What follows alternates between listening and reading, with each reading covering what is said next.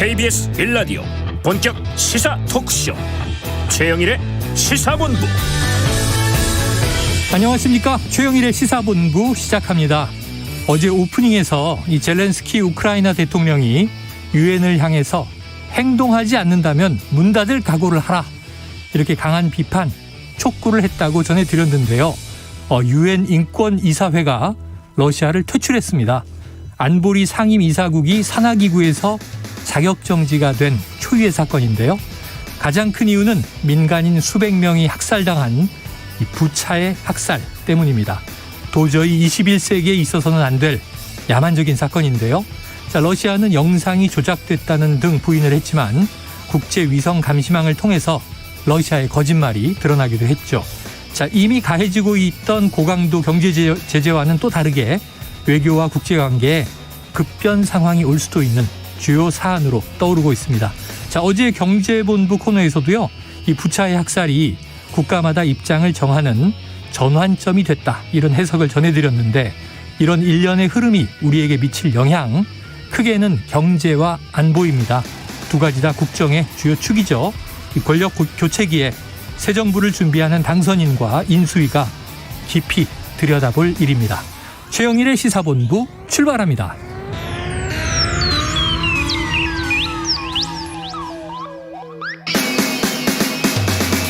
네, 1부에는요, 오늘의 핵심 뉴스를 한입에 정리해드리는 한입뉴스 기다리고 있고요.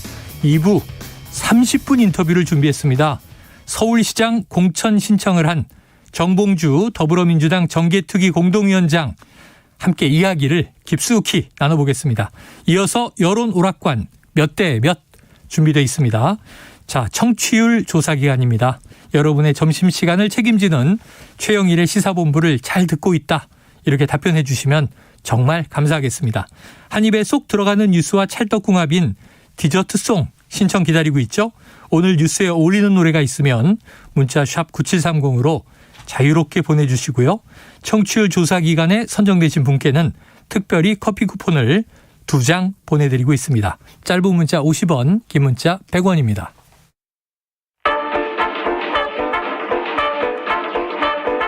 최영일의 시사본부 한입뉴스. 네, 오늘의 핵심 뉴스를 한입에 정리해봅니다. 한입뉴스 박정호 오마이뉴스 기자, 헬마우스 임경빈 작가 나와 있습니다. 어서 오세요. 안녕하십니까. 자, 꽃들 보셨어요? 꽃? 네. 여의도에 정말 벚꽃이 활짝 피었습니다. 꽃 구경 인파가 드디어 몰리기 시작했습니다. 네. 바야흐로 봄인데, 자, 오늘의 첫 번째 속보, 국민의힘 새 원내대표가 피었군요. 예, 피었습니다. 누굽니까? 피기에는 약간 무게감이 있는 분이시긴 한데. 네. 권성동 의원이 압도적으로 당선이 됐습니다. 압도적으로. 네, 소속 의원 110명 가운데 102명이 참석한 오늘 경선에서 81표 얻었어요. 그래서 21표를 얻은 이 조혜진 의원을 60표 차이로 제치고 당선이 됐습니다. 예상을 했던 결과지만, 그렇죠? 정말 압도적으로 당선돼서, 그래서 맨 처음에는 추대하는 게 맞지 않냐 이런 얘기가 나올 정도로 권성동 의원에게 좀 무게추가 쏠린 그런 경선이었고요. 그런데 뭐 조혜진 의원 같은 경우는 오늘 이 연설을 통해서, 아니 이러다가 당이 이 권성동 의원이 대표가 된다면 당이 그냥 이 청와대에, 그러니까 지금 뭐 윤석열 대통령실에 거수격하는 게 아니냐. 네. 뭐 이른바 청와대 출장소 그런 얘기를 우리가 많이 들어왔는데 그렇게 되는 거 아니냐 우려를 제기를 했어요. 하지만 거기에 대해 권성동 의원 같은 경우는 내가 그 폐해를 누구보다 잘한다. 그렇게 되지 않도록 당의 중심을 잘 잡겠다라고 반박을 했었는데 결국 의원들의 선택은 권성동 의원이었습니다. 그래요. 자, 임 작가님. 네. 권성동 신임 원내대표, 이제 뭐 딱 한 달입니다. 이제 여당, 집권당이 되는데요. 네. 어떤 숙제가 놓여 있습니까? 뭐 아시다시피 가장 큰 숙제는 앞으로 야당이 될, 제1야당이 될 민주당의 덩치 그 자체죠. 172석에 의석수. 그렇습니다. 의석수가 워낙에 좀 차이가 큰 상황이기 때문에 여소야대도 이 정도로 이제 격차가 벌어졌던 적이 굉장히 오랜만이기 때문에 네. 권성동 뭐 신임 원내대표 입장에서는 야당하고 어떻게 이제 협치를 해나갈 것이냐, 이제 이게 가장 큰 고민일 텐데 문제는 권성동 원내대표가 이 자리에 이제 올라오는 데 있어서 누가 뭐라고 해도 윤석열 당선자가 지대한 이 공헌을 했다는 네. 측면일 겁니다. 사실은 윤핵관. 그렇습니다. 뭐 윤핵관으로서 본인의 입지를 이제 높였던 측면도 있지만 또 한 가지는 원내대표 선거를 앞두고 가장 강력한 경쟁자였던 이제 김태흠 의원을 충남도지사 네네네. 출마로 지방선거 이제 쪽으로. 그렇습니다. 방향을 트는 데 있어서도 인수위와 당선자가 중요한 역할을 했다는 게 이미 알려져 있는 거기 네. 때문에 뭐 당선자 입장에서는 이제 권성동 의원과 뭐 통화도 하고 이렇게 하면서 잘해보자라고 할 수 있겠지만 그게 듣기에 따라서는 잘하자라는 걸로 들릴 수도 있는 네. 잘하자라는 거는 이제 굉장히 좀 뉘앙스가 다르죠. 네네네. 그렇기 때문에 이제 자, 자칫하면 우리 잘하자. 이거 네, 서로 함께 잘하자일 수도 있고 잘해봅시다. 이건 좀 다르네요. 네, 그리고 이제 뭐 나한테 잘하자 이렇게 들릴 수도 있는 거기 때문에 네네. 나한테 잘해라. 그런 측면에서는 아마 이제 권성동 원내대표가 그 중간에서 어떻게 역할 조정을 하고 균형을 맞출 것이냐 네. 이 부분도 이제 과제가 될 것 같습니다. 그래요. 결국은 우리가 늘 얘기하는 이제 당청 관계. 네. 이게 당용 관계라고 해야 되나? 이거 청와대라는 말을 뭘로 바꿔야 될지 참 네네. 어렵습니다. 빨리 좀 정해졌으면 좋겠습니다. 네. 어쨌든 그런 관계가 수직 수평 뭐 여러 가지 얘기가 나왔는데 지켜보도록 하고요. 그런데 이제 이 집권 여당의 원내대표라 함은 카운터파트 상대는 야당이잖아요. 네. 여소야 되잖아요. 그렇습니다. 자, 이 민주당도 바로 뭐 지난주에 신임 원내대표가 등장했는데 네. 박홍근 이 민주당 원내대표하고 권성동 국민의힘 원내대표 캐릭터가 좀 어때요? 궁합이 맞겠습니까? 제가 볼 때는 권성동 의원 같은 경우는 좀 강성 이미지가 좀 있어요, 옛날부터. 강하다. 네, 강한 이미지고 박홍근 원내대표 같은 경우는 좀 민생을 좀 많이 챙기는 좀 부드러운 그런 느낌이 있거든요. 네. 기자들이 볼 때는. 근데 이제 권성동 의원이 이제 원내대표가 되면서 이미지가 윤석열 당선인의 그런 마음을 잘 아는 그다음에 윤심을 잘 따르는 그런 느낌이 있잖아요, 또. 네네. 그래서 이 초반에 국정 동력을 살려가면서 개혁이나 아니면 새 정부의 색깔을 내려고 할 텐데 여소야대니까 의석수가 적잖아요. 네. 그래서 이걸 어떻게 돌파해 나갈 것이냐 그런 막중한 책임을 가지고 있고 권성동 의원 같은 경우는 다른 의원들을 봤을 때 그렇게 해 나갈 수 있는 리더십이 있다. 강한 리더십이 있을 거다라고 생각해서 조혜진 의원보다 더 많은 표를 준 것 같고 네. 이 박홍근 원내대표 같은 경우는 개혁을 내세우곤 있지만 사실 민생이나 아니면은 개혁 과제에 있어서 또 성과를 내야 된다는 그런 압박감도 있단 말이죠.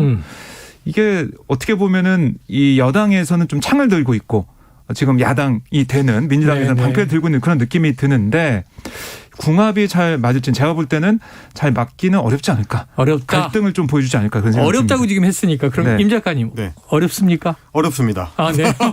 이건 또 두 분의 의견이 같네요. 일단 뭐 말씀하셨던 대로 박홍근 원내대표 같으면은 대체적으로는 그동안 이제 민주당의 이제 이전 원내대표들하고 비교했을 때는 상대적으로 이제 부드러운 리더십이다 이제 네, 이런 네. 평가를 받고 있습니다.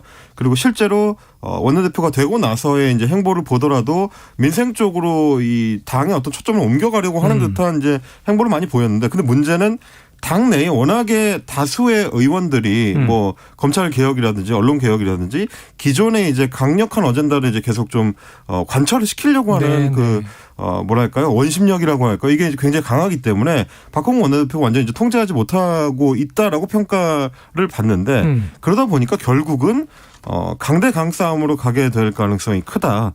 초반에는 더 그럴 것이다. 이렇게 보여집니다. 알겠습니다. 지켜봐야 될 상황입니다. 서로 인사를 나누고 뭔가 또 오늘 중 뭐 첫 장면이 나올 가능성이 있죠. 네. 자, 윤석열 당선인 다음 주부터 지역 순회를 한다. 이런 얘기가 나왔는데 제일 먼저 TK를 간다고요? 그렇습니다. TK, 그러니까 대구 경북을 시작으로 지역 순회에 들어간다 이렇게 얘기가 나왔는데요. 전국 17개 시도지사 간담회를 통해서 각 지역의 중점 사업들 이걸 다 들었는데 이번 지역 방문 일정을 통해서 이 대선 승리 만들어준 국민들께 인사도 하고 네. 지역 현안이 뭔지 다시 현장에서 들어보는 시간을 갖겠다. 당선 사례 겸 그렇습니다. 민심을 경청하는 시간이다. 네. 그런데 이제 눈길을 끄는 게 TK를 먼저 찾잖아요. 네. TK에 누가 있나라고 네. 생각해 보면 바로 박근혜 전 대통령이 있어요. 그렇죠. 그래서 이 박 전 대통령의 만남 여부에 좀 초점이 맞춰지고 있습니다. 우선. 그래서 만나서 이른바 구원을 풀 수 있을지 오래된 그 원한 관계라고 할까요? 네. 그럼 풀면서 뭔가 화기애애한 분위기로 화합적으로 갈 수가 있을지 그게 하나의 관건으로 보입니다. 특히 이번에 이제 지방선거를 앞두고 있기 때문에 박 전 대통령의 관계 이거 어떻게 푸느냐가 윤 당선인 입장에서 좀 중요해 보이고요. 사실 이 박 전 대통령이 이 퇴원을 하고 그때 퇴원 축하난을 전달했죠. 그러면서 다음 주라도 찾아뵙고 싶다 네, 이렇게 맞아요, 얘기할 맞아요. 정도로 그때가 문재인 대통령과 아직 회동이 안 잡혔을 때라. 그렇죠. 아니 이러다 전임 대통령을 먼저 만나는 일이 생기나 그랬었는데 그렇습니다. 뭐 일단은 문 대통령과의 회동은 이제 먼저 있었습니다만. 있었죠. 그래서 이 지역 순회 뭐 전국을 돌겠지만 TK 지역에서의 이 만남, 박 전 대통령 만날 것이냐, 만나면 어떤 얘기가 나올 것이냐 이게 좀 중요해 보입니다. 바로 물어보죠. 임 작가님 네. 만납니까? 만나게 될 가능성이 높을 것 만날 같습니다. 가능성이 높다. 일단은 당선자는 계속해서 이제 의지를 보였었기 네, 때문에 네.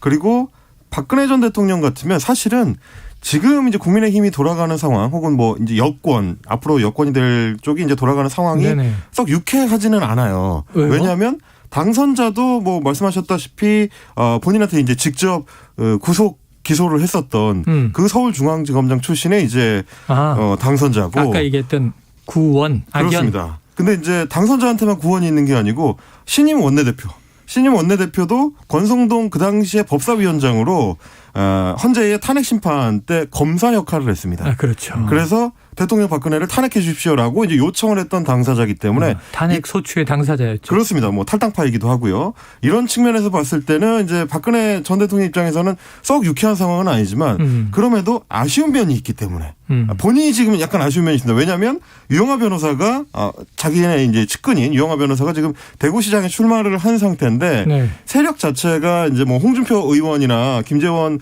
전 최고위원에 비해서 좀 약한 상태이기 때문에 뭐 정치 신인이죠. 그렇습니다. 그래서 이제 어떻게 보면 당심에도 호소해야 되고 할 수 있다면 도움을 줄 수 있는 사람들한테 이제 최대한 좀 많이 요청을 하고 싶지 않을까. 네네. 그런 측면까지 고려하면 당선자가 만나러 오겠다는데 이제 거부할 이유는 없는 거죠. 야, 이거 이상하지 않아요? 아니 현직 지금 국민의힘 집권당 이제 대통령 당선인을 만났는데 유영하 변호사 지금 국민의힘이 아니잖아요. 그렇죠. 이제 뭐 근데 이제 경선에 참여할 거라고 하니까. 경선 참여를 하는 거예요. 네. 국민의힘 내부에서. 네. 8명 중에 그렇구나. 국민의힘 예비 후보로 등록한 게 맞습니다. 네. 저희가 어제 인터뷰를 했는데 자, 그리고 나서 놀란 게 뭐냐 하면 박근혜 전 대통령이 영상 메시지를 냈어요. 그렇습니다. 근데 유영하 예비 후보를 거론을 했네요. 네, 뭐 사실상 유영하 후보를 지지해달라. 지지해달라. 하는 대구 시민에게 호소를 한 그런 영상입니다. 어제 점심 때 저희 인터뷰를 들으셨나 봐요. 그걸 듣고 아마 네. 영상을 준비하지 않을까 싶은데 오늘 오전에 유튜브에 영상 올렸어요. 네. 그래서 뭐라고 했냐면 유영하 예비 후보 지난 5년간 제가 가장 힘들고 고통스러웠던 시간을 제 곁에서 함께 해줬다. 사람에게 있어 가장 중요한 인성은 신뢰와 진정성이다. 하고 지지를 호소를 했습니다. 그리고 유 예비 후보의 후원회장 맡게 된 건 이신전심이다. 저를 알던 거의 모든 사람이 떠나가고 심지어 저와의 인연을 부정할 때도 흔들림 없이 묵묵히 저의 곁에서 힘든 시간을 함께 참아냈다. 네. 이렇게까지 높게 평가를 했고 제가 이루고 싶은 꿈은 다 이루지 못했지만 못다한 이런 꿈들을 저의 고향이자 유 후보의 고향인 이 대구에서 유 후보가 저를 대신해 이뤄질 것을 기대한다. 여러분의 기대를 저버리지 않고 자기가 한 약속을 반드시 지킬 거다. 라고 강하게 지지를 호소했습니다. 유영하 후보가 네. 저를 대신해서 내가 못다한 정치적 꿈을 이뤄주리라 믿는다. 이렇게 강력한 지지가 있나 싶을 정도인데. 네. 맞아요. 그럼 임 작가님, 이게 다음 주에 만약에 윤석열 당선인과 박근혜 전 대통령이 만나면 지금 이 메시지는 어떻게 작동을 하게 될까요? 뭐 당선자하고 만난 자리에서 직접적으로 누구를 부탁한다 뭐 이런 얘기를 하지는 않을 텐데 그렇겠죠. 그럼에도 불구하고 이제 오늘 일단 동영상 메시지가 나온 게 지금 퇴원을 하고 나서 첫 번째 정치적 메시지가 유영하 변호사에 대한 지지 호소였다는 거에서 이제 좀 의미심장하긴 합니다. 네. 그리고 이제 뭐 지난번에 달성군의 사저에 처음에 도착했을 때 대중들 앞에 했었던 얘기의 첫 소절 중에 하나가 대구는 이제 앞으로 후세에 이제 다른 좋은 인재들을 많이 모시는 데 있어서 그래서 이제 그 역할을 할 수 있는 데 있어서 자기가 도움을 주고 싶다. 이런 얘기를 했었는데 그 대상이 유영하 변호사였다고 이제 얘기한 셈이 됐습니다. 그렇죠. 이렇게 되면 이제 대구 상당히 이제 정가가 좀 술렁술렁하게 되는 상황인 건데 네. 당장 홍준표 의원부터 지금 이제 대구시장 경쟁자인 셈인데 그렇죠. 페이스북에 글을 올려가지고 전직 대통령 파리를 하고 있다. 이렇게 좀 강하게 당사를 하고 있다는 얘기죠. 이렇게 강하게 좀 비판을 한 상황이고 여러 가지 측면에서 봤을 때 이제 대구시장 선거가 지금 이제 국민의힘 내부 경선 중에서는 경기도와 함께 이제 가장 핫한 지역이 되지 않을까. 뭐 이렇게 짐작이 좀 됩니다. 네. 이게 보통 뭐 누구누구 파리 이렇게 하면 그 사람은 가만히 있어도 다른 사람이 이름을 자꾸 거론하는 건데 네. 이건 직접 등장해서 뭐 대놓고 얘기를 했으니 파리가 아닌 셈이 돼버렸습니다. 이제 다만 이제 저는 뭐 전에도 한번 네. 물어보셨을 때 말씀을 드렸었지만 박근혜 전 대통령의 이제 정치적인 영향력이 과연 예전만 할까 싶은 생각은 듭니다. 왜냐하면 지난 대선 때도 이제 적통이라고 할 수 있는 네네. 우리 공화당의 이제 조원진 후보 같은 경우에 네. 1%도 못 얻었거든요. 뭐 그런 측면에서 봤을 때 이번에도 유영하 변호사를 뭐 직접 지지도 하고 열심히 좀 하시겠지만 그럼에도 불구하고 의미 있는 성취를 거둘 수 있을 만큼의 정치적 영향력이 남아 있겠느냐? 그거는 조금 의문이 있긴 합니다. 박 기자님 어때요? 이게 전국 다니면은 이게 네. 임 작가님 그럴 수 있겠다 하겠는데 이게 지금 네. 대구잖아요. 대구 시장. 그렇습니다. 그러니까 오늘 영상을 보면 그런 얘기도 있어요. 저의 아버지라고 하면서 박정희 전 대통령에 대한 얘기도 한단 말이죠. 그리고 오늘 영상을 보면 헤어스타일이 그러니까 유경수 여사 연상이 되게 그런 올림머리 헤어스타일을 했어요. 네네. 그런 걸 보면서 대구 시민들의 향수를 자극하는 그런 모습도 볼 수가 있거든요. 나를 봐서라도 유영하 후보를 지지해달라 이렇게 최대한 공을 들여서 얘기를 하고 있는 모습인데 네. 저는 이게 대구시장 선거기 때문에 일정 부분 영향을 있을 거라 생각을 하고요. 그리고 지금 지역 여론조사를 보면 사실 유영하 후보가 들어간 조사가 안 나오고 있습니다. 그게 첫 여론조사 나왔을 때 어느 정도 파괴를 좀 보여줄 것이냐. 네. 그게 만약에 유의미한 두 자릿수 이 여론조사 결과 나오게 된다면 또 여론은 또 박근혜 전 대통령 주목하고 이렇게 모일 수도 있기 때문에요. 예. 아직 좀 더 봐야 될 것 같습니다. 그렇다면 영향력, 파괴력이 있는 것이다. 여론조사로 확인이 되겠네요. 알겠습니다. 다음 주에 또 당선인과 전직 대통령의 만남이 어떻게 될지도 초미의 관심으로 흘러갈 것 같습니다. 자, 지금 12시 37분이 됐습니다. 점심시간 교통 상황을 먼저 알아보고 가죠. 교통정보센터의 오수미 리포터 나와주세요. 네, 시각 교통정보입니다. 오늘부터 서울 여의도 봄꽃길은 교통통제가 시작됩니다. 여의서로는 서강대교 남단에서 의원회관 앞 교차로까지 양방향 모두 전면 통제가 되고요. 또 국회 3문에서 여의 2교, 국회 5문에서 둔치 주차장 등 일부 구간에도 부분 통제되는 곳들이 있으니까요. 이동에 차질 없으시길 바랍니다. 지금 서울 시내 여러 사고 소식도 들어와 있습니다. 강변북로 구리 쪽으로 이촌동 부근 1차로에 추돌 사고가 있어 여파로 정체고요. 반대 일산 가는 길로도 서강대교 부근 1차로에 추돌 사고가 나면서 수습을 하고 있는데요. 지장을 받아 밀리고 있습니다. 올림픽대로 하남 쪽으로도 암사대교 부근 1차로에 사고 여파로 밀리고 있고 고속도로에서도 경부고속도로 서울 쪽 노포 분기점 부근에서 승용차 관련한 사고가 났고 1차로를 차단하면서 뒤로 밀리고 있습니다. 지금까지 KBS 교통정보센터였습니다.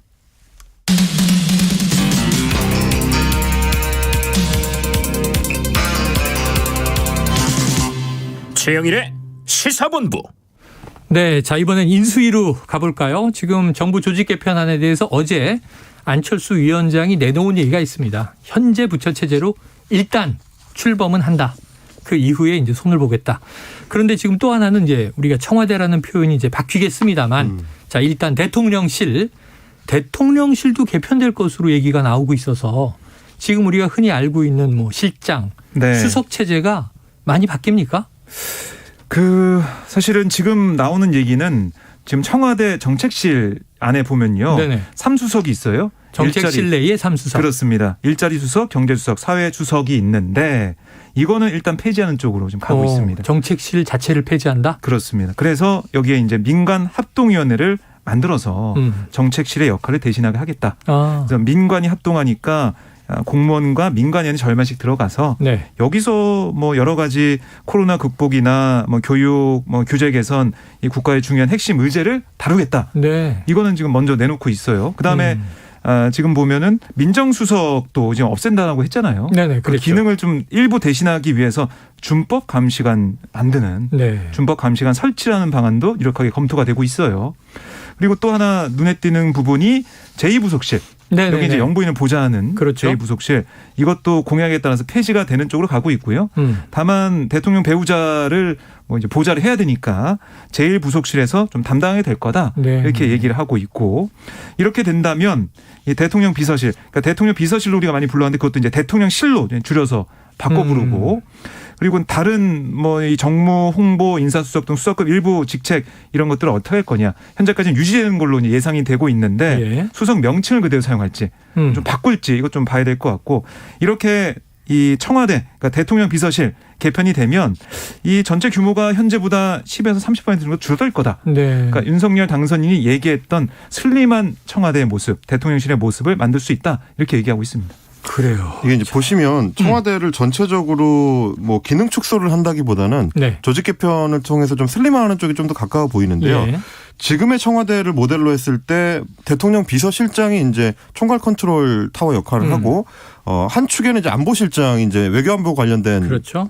부분을 이제 총괄하고 또 한 축에는 이제 정책실장이 정책과 관련돼서 이제 기획하고 입안하고 하는 데 있어서 이제 중요한 역할을 지금 담당을 하고 있습니다. 네. 근데 이걸 이제 민관위원회로 이관을 하게 되면 그러니까 청와대에서는 정책을 총괄하는 기능이 어느 정도 좀 포기를 하고 민간과 같이 뭔가 이제 만들어간다는 이 역할 분담 측면에서 내지는 이제 민간하고 이제 계속해서 접촉을 하면서 청와대가 혼자서만 끌고 가지 않겠다라는 의지를 보여주려고 지금 하는 것 같은데 실제로는 어떻게 작동이 될 것인지 조금 더 지켜보긴 해야 됩니다. 예. 왜냐하면 지금도 정책실이 뭐 청와대 내부에 있긴 하지만 별개로 민간 위원회들이 별개로 있어가지고 대통령 직속위원회가 그렇습니다. 흔히 대위원회, 소위원회 해서 네네.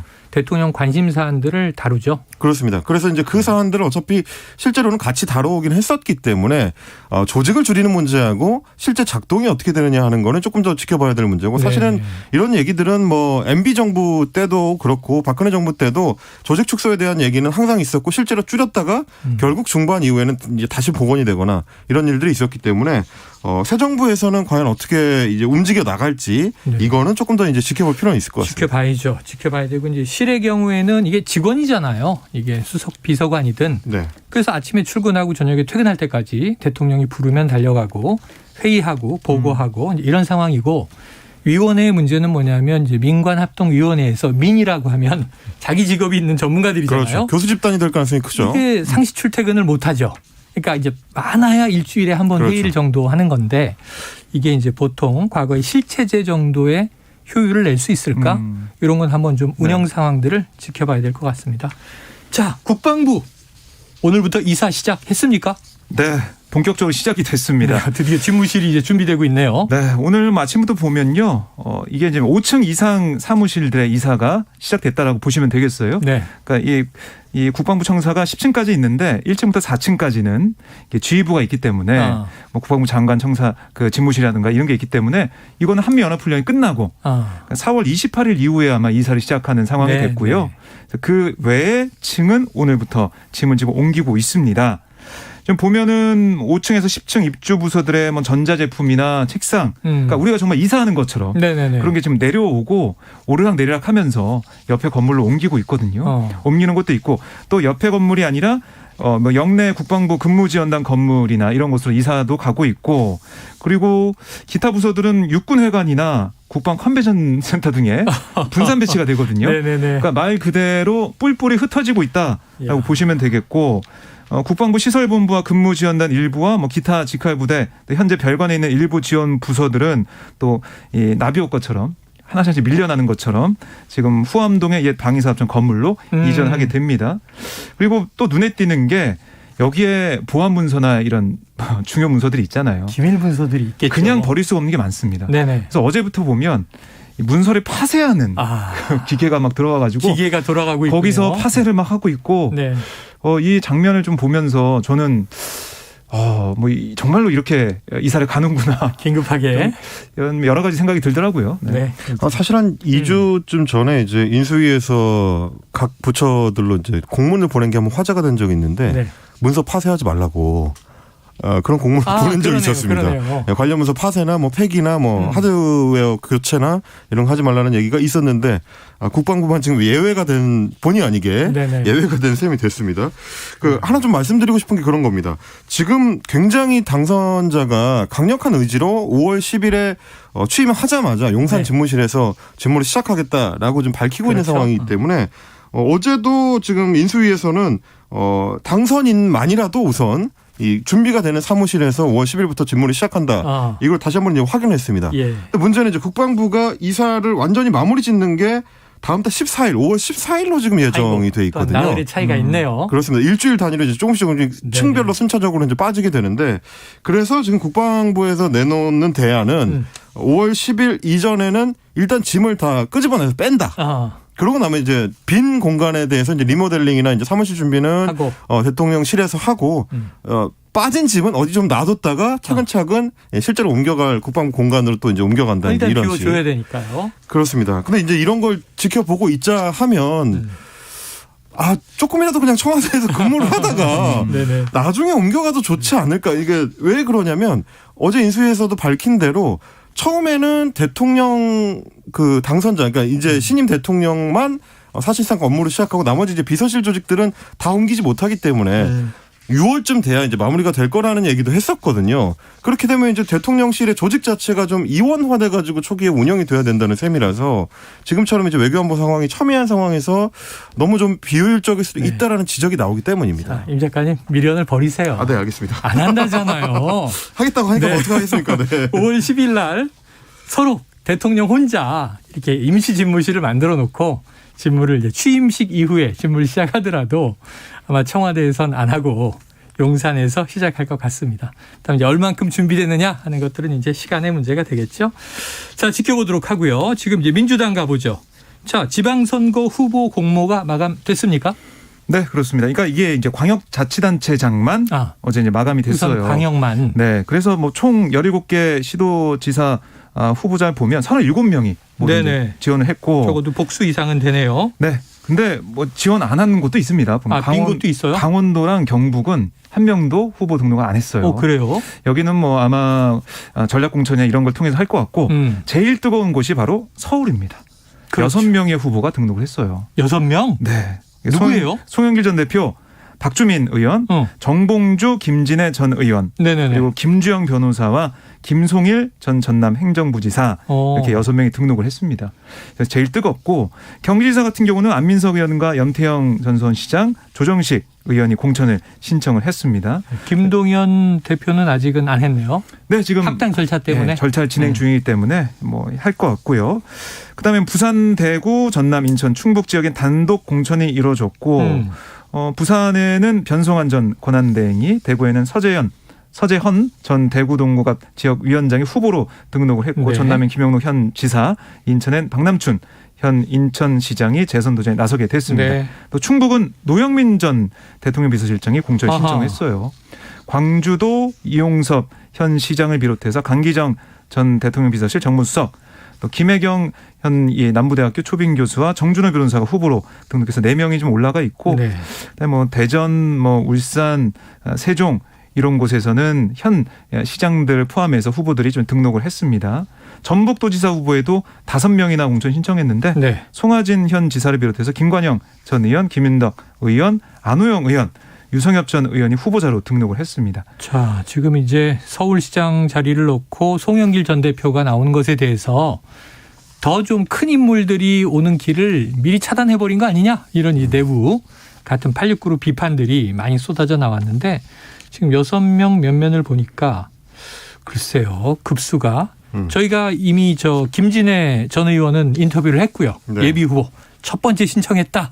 이렇게 당당히 얘기를 하셨고 오늘 2부에서는 이제 정봉주 전 의원을 예비 후보로도 이야기를 듣겠습니다만 또 지금 당이 나가야 할 전략 관련해서 복잡해서 여러 가지 이야기를 좀 들어볼 예정이에요. 자, 서울시장 후보 어떻게 되겠습니까? 어쨌든 지금 이제 경선을 하게 된 거라서 6명이 경선을 하겠죠. 그렇습니다. 결과는 이제 경선 결과에 따라서 나오겠지만 아직도 완전히 좀 그 86그룹 내에서 이제 비판을 하고 있는 분들은 완전히 밀어내버리지는 못한 것 같아요. 지금 얘기가 나오는 것들 중에 하나는 뭐 이낙연 전 대표 같은 분들을 더 이제 모셔와서 경선 자체에 무게감을 더 실어줘야 된다라는 얘기들도 나오고는 있는데 구체적으로 지금 움직임이 연결되고 있는지는 사실 잘 모르겠습니다. 네. 이게 이제 워낙에 송영길 대표의 출마에 대해서 이제 초점이 맞춰져 있는 상황이라서 뭐 이게 바닥에서는 실제로 별도의 움직임이 있다는 얘기도 있고 별로 진척이 안 된다는 얘기도 있고 이게 엇갈리고 있어서 좀 봐야겠습니다만 일단 나온 사람들끼리 이제 공천만 하더라도 뭐 6명이니까 뭐 뜨겁게 이루어질 가능성이 있고요. 그리고 이제 모양새로 봤을 때는 중견급의 이제 송영길 대표와 뭐 소장파의 이제 박주민 의원과 그리고 이제 열린민주당에서 이제 넘어온 뭐 정봉주, 김진애 전 의원 네. 이렇게 지금 맞붙는 형국이 될 것 같은데 상대가 이제 문제죠. 오세훈 현 시장이 거의 뭐 단수 공천에 가깝게 뭐 예. 실제로는 이제 누가 신청을 하더라도 어렵지 않게 후보가 확정될 걸로 예상이 되기 때문에 결국은 서울에서는 경쟁력 위주의 경쟁이 펼쳐질 것 같습니다. 그래요. 자, 오늘 끝으로 요 뉴스 정도까지는 다뤄볼 수 있겠네요. 그동안은 잠시 좀 주춤했던 박지현 민주당의 공동 비대위원장 사실은 파격발탁이었는데 지금 최근에는 뭐 윤호중 비대위원장 이제 육성은 많이 나왔습니다만 박지현 공동 비대위원장 이야기는 최근 며칠 동안 많지 않았는데 작심 발언이 나왔어요. 네. 민주당이 대선 패배 정당이 맞는지 모르겠다. 무슨 얘기입니까? 그러니까 이번에 광역단체장 접수한 후보들 명단을 보고 네. 과연 민주당에서 반성과 쇄신이 가능한 것인지 깊은 고민을 하지 않을 수 없다. 어허. 직격탄을 날렸는데요. 그러니까 앞서서 어떤 얘기를 했었냐면 부동산 정책 실패 책임자나 이 문제 인물을 공천하면 안 된다. 이런 주장을 했잖아요. 네네네. 그런데 뭐 이른바 똘똘한 한 채라는 비판을 받았던 노영민 전 실장이나 또 임대차 3법 관련해서 추진했던 박주민 의원이 네. 뭐 후보 등록을 하니까 이게 이제 반성과 쇄신을 원하는 정당이 맞냐 이렇게 직격탄을 날린 거고 또 대선 패배 책임을 지고 물러난 전 당대표도 서울시장 후보 등록을 했는데 네. 정말 이게 책임질 자세가 되어 있는지 묻고 싶다 이렇게 얘기를 했고 서로 잘 안다고 잘못된 선택도 눈 감아주는 온정주의가 민주당을 다시 패배의 늪으로 밀어넣고 있는 건 아닌지 되돌아봐야 된다. 그러면서 공관위에 당부도 했는데 당의 쇄신과 지선 승리를 위해 제사를 도려내는 심정으로 민심공천, 개혁공천을 해달라 거듭 강조를 했습니다. 자, 개혁공천, 민심공천 여기 방점을 찍기 위한 비판인데 자 이게 네. 실행되겠습니까? 지금 굴러가는 걸로 봐서는 좀 어렵지 싶은데요. 어렵다. 네, 어렵긴 한데 어쨌든 박 전 위원장이 이제 지난번에 부동산 정책에 관련이 있거나 논란을 일으켰던 인물은 이제 공천하면 안 된다는 입장을 밝혔을 때만 네네. 하더라도 네. 그때만 하더라도 이제 이재명 후보 측의 입장을 대변하는 거 아니냐 이제 이런 비판적 목소리도 있었는데 네네. 오늘 얘기한 걸 보니까 이제 송영길 전 대표의 출마까지 거론하면서 공격한 걸 보면 그건 아닌 것 같습니다. 내용 자체가 뭐 네. 이재명 전 지사와 누가 친한가 지금 경쟁하는 것도 아니지 그렇습니다. 않느냐 이런 네. 얘기도 있어요. 그래서 네. 어떻게 보면 지금 박지원 위원장은 그 당 외부의 목소리, 특히 이제 중도층의 목소리를 좀 더 강하게 반영을 해서 당에 이제 나아갈 방향을 좀 제시하고 싶어 하는 것 같은데 실질적으로 그러면 어떻게 이제 대안을 만들 거냐에 대해서는 조금 어려움이 있습니다. 일단 네. 충북 같은 경우도 노영민 전 비서실장이 혼자 지금 신청을 한 상태라 네. 빼버리면 아직 후보를 못 구하는 셈이 그렇죠, 되거든요. 그렇죠. 서울도 마찬가지로 이제 송영길, 박주민 후보를 제외시켜버리면 중량급 인사가 사실 지금 없는 상태가 되는 거라서 네. 이런저런 측면에서는 민주당 내부에서도 고민이 좀 될 수밖에 없을 것 같습니다. 자 이런 쓴소리를 듣자고 박지원 이 위원장을 모신 걸 거예요. 네. 근데 문제는 그걸 이제 받아내지 못한다면 역시 혁신의 문제가 있는 것 아니겠는가. 자, 민주당의 고민 깊어질 텐데 행동으로 보여주시기를 기대해 봅니다. 한입뉴스 여기서 정리하죠. 박종우 오마이뉴스 기자. 헬마우스 임경빈 작가였습니다. 고맙습니다. 감사합니다. 자, 오늘의 디저트송은요. 7869님의 신청곡입니다. 강산의 와그라노. 야, 러시아 진짜 와그라노. 이런 의미로 신청을 하셨다고 해요. 7869님께 커피 쿠폰 2잔 보내드리고 강산의 와그라노 듣고 저는 2부로 돌아옵니다. Wagrano netto a grano, Wagrano netto a grano, Wagrano netto a grano, Wagrano netto a grano, Wagrano. Wow, wow, wow, wow, crescano, mora che sanno di. 와그라노 우짜라고 이었네 우짜라고 내는 내는 우째란 말이야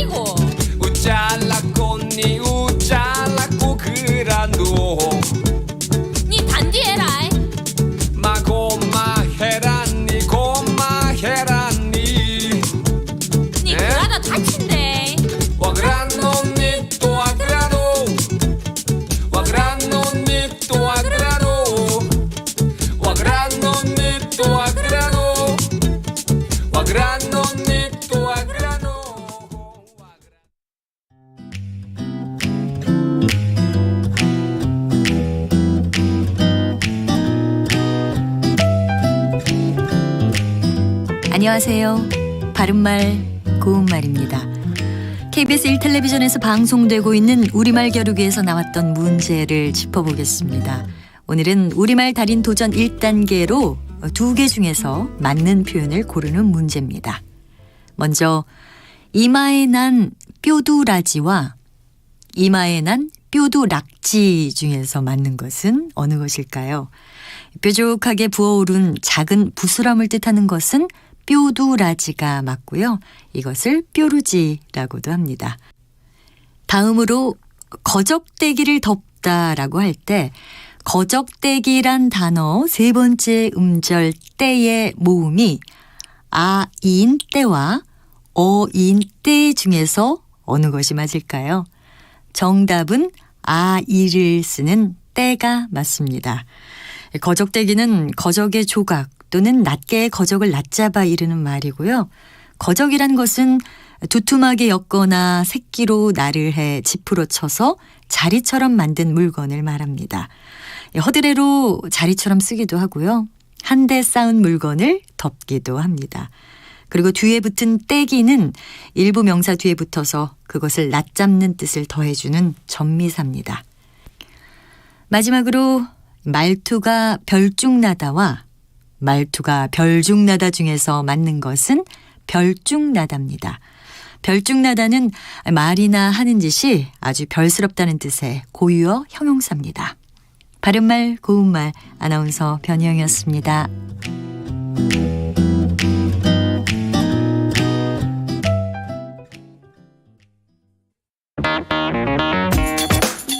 시사는 뜨겁다.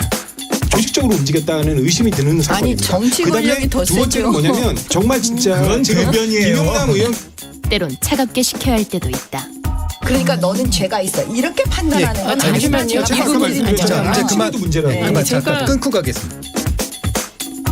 시사는 시원하다. 이처럼 소가 화장실을 이용하면 배설물을 한 곳에서 처리할 수 있으니까 온실가스 배출량을 획기적으로 줄일 수 있다고 하는군요. 시원한 바람처럼 기분 좋은 소식이 있다. 시사의 핫앤쿨 KBS 1라디오에 다 있습니다.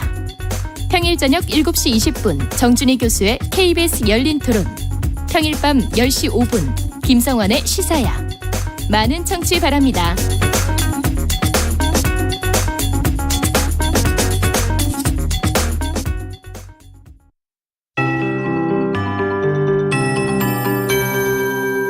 KBS 58분 날씨. 완연한 봄을 알리듯 기온이 크게 오르고 있습니다. 어제 15.7도까지 올랐던 서울이 지금 벌써 17도를 보이고요. 순천 19도, 해남, 장수 20도 등 남부 지역은 20도를 넘어서고 있습니다. 오늘 한낮 기온 서울이 20도, 부산 18도, 대전, 대구 23도, 광주는 24도 안팎까지 예보돼 있습니다. 쾌청한 하늘에 먼지 걱정도 없겠는데요. 외출하실 땐 큰 일교차를 염두에 두시는 게 좋겠습니다. 내일 새벽부터 아침까지 수도권과 충청 북부엔 비 소식이 있는데요. 5mm 안팎으로 양은 적겠습니다. 서해 5도는 내일 오전까지 최대 20mm의 비가 올 수 있겠습니다. 낮부턴 날이 개면서 비구름도 물러가겠고요. 주말 내내 따뜻하겠습니다. 내일 낮 동안 서울이 22도까지 올라서겠고 남부지방은 25에서 27도에 육박하는 때이른 더위가 예상됩니다. 한편 건조한 날씨에 화재 위험이 높아 비상입니다. 오늘도 양구와 보성에 산불이 발생했는데요. 지금 서울을 비롯한 내륙과 강원 영동, 전라 동부, 경상권으로 건조주의보가 내려져 있고 저녁부터는 바람도 강하게 불겠습니다. 강원 영동은 대형 산불 위험 예보도 내려진 만큼 불씨 관리 잘 해주셔야겠습니다. 지금 서울의 기온 17.7도, 습도는 29%입니다. 박다효입니다.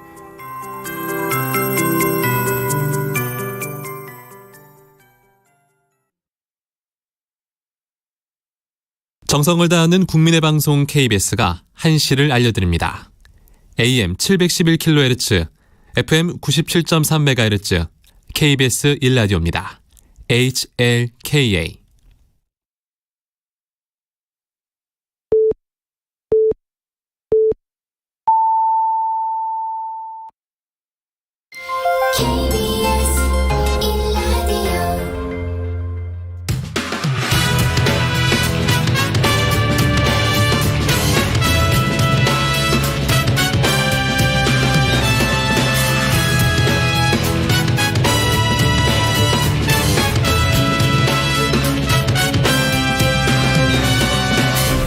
KBS 1라디오 최영일의 시사본부.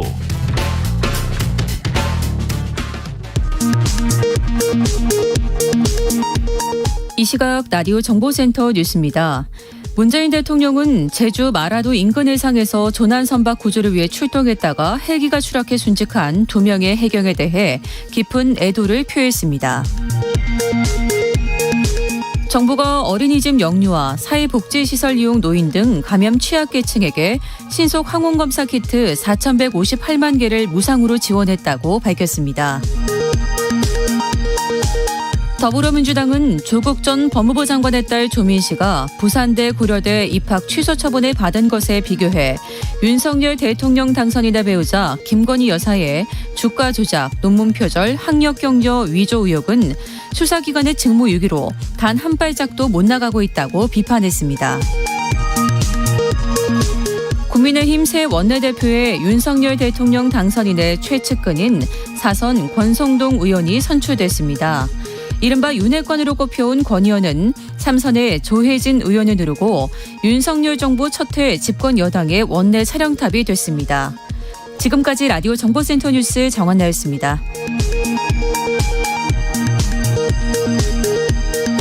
네, 자 청취율 조사 기간입니다. 최영일의 시사본부를 잘 듣고 있다.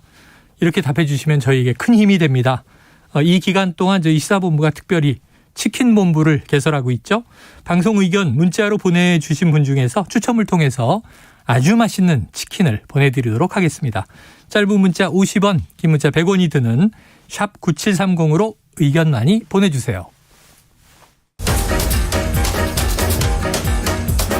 최영일의 시사본부 10분 인터뷰.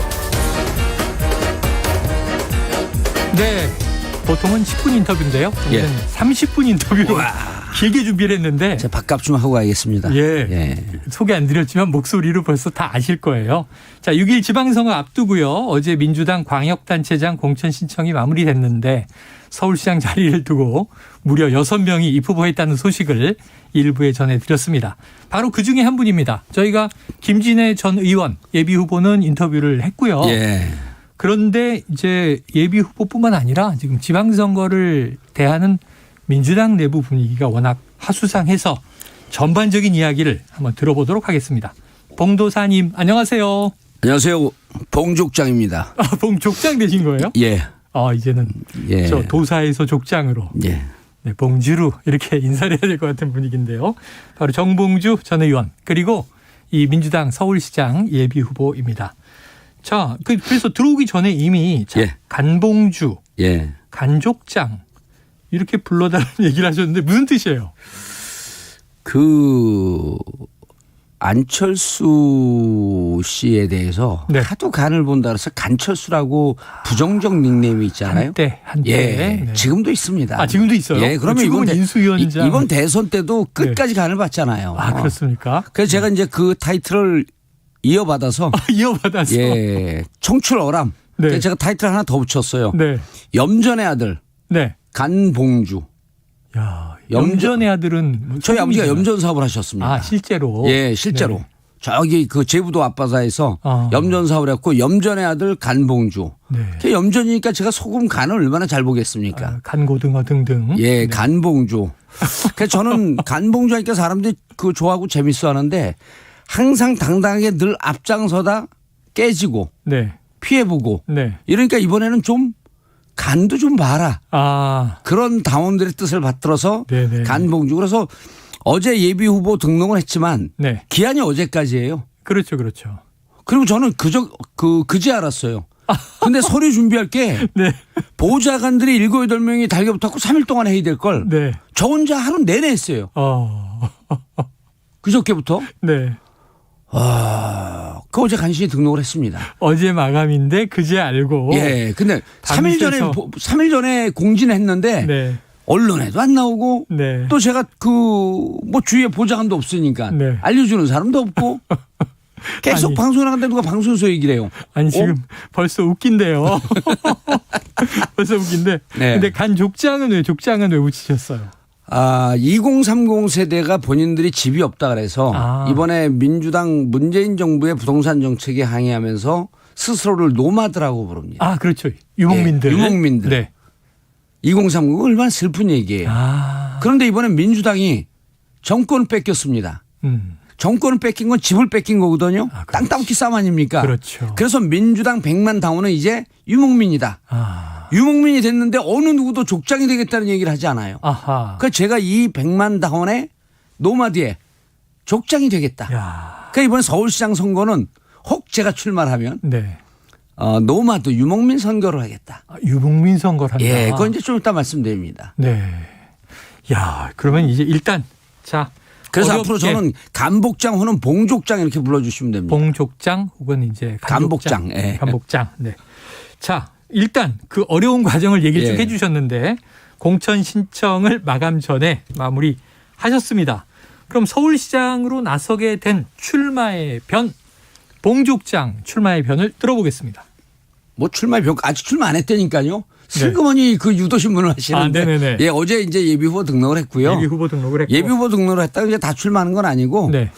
그래서 이제 제가 우리 지지자들에게 어제 제 핸드폰으로 나와라 정봉주 하는 뜻이 많으면 핸드폰이 불이 나면 제가 출마의 결심을 조금 더 깊게 가져가 보고 이제 오늘 최영일의 시사본부죠. 네네네. 예, 시사본부를 듣는 분들은 아마 정봉주가 나왔다 그러면 그래도 이제 친민주당 분들이 많이 들으실 텐데 네.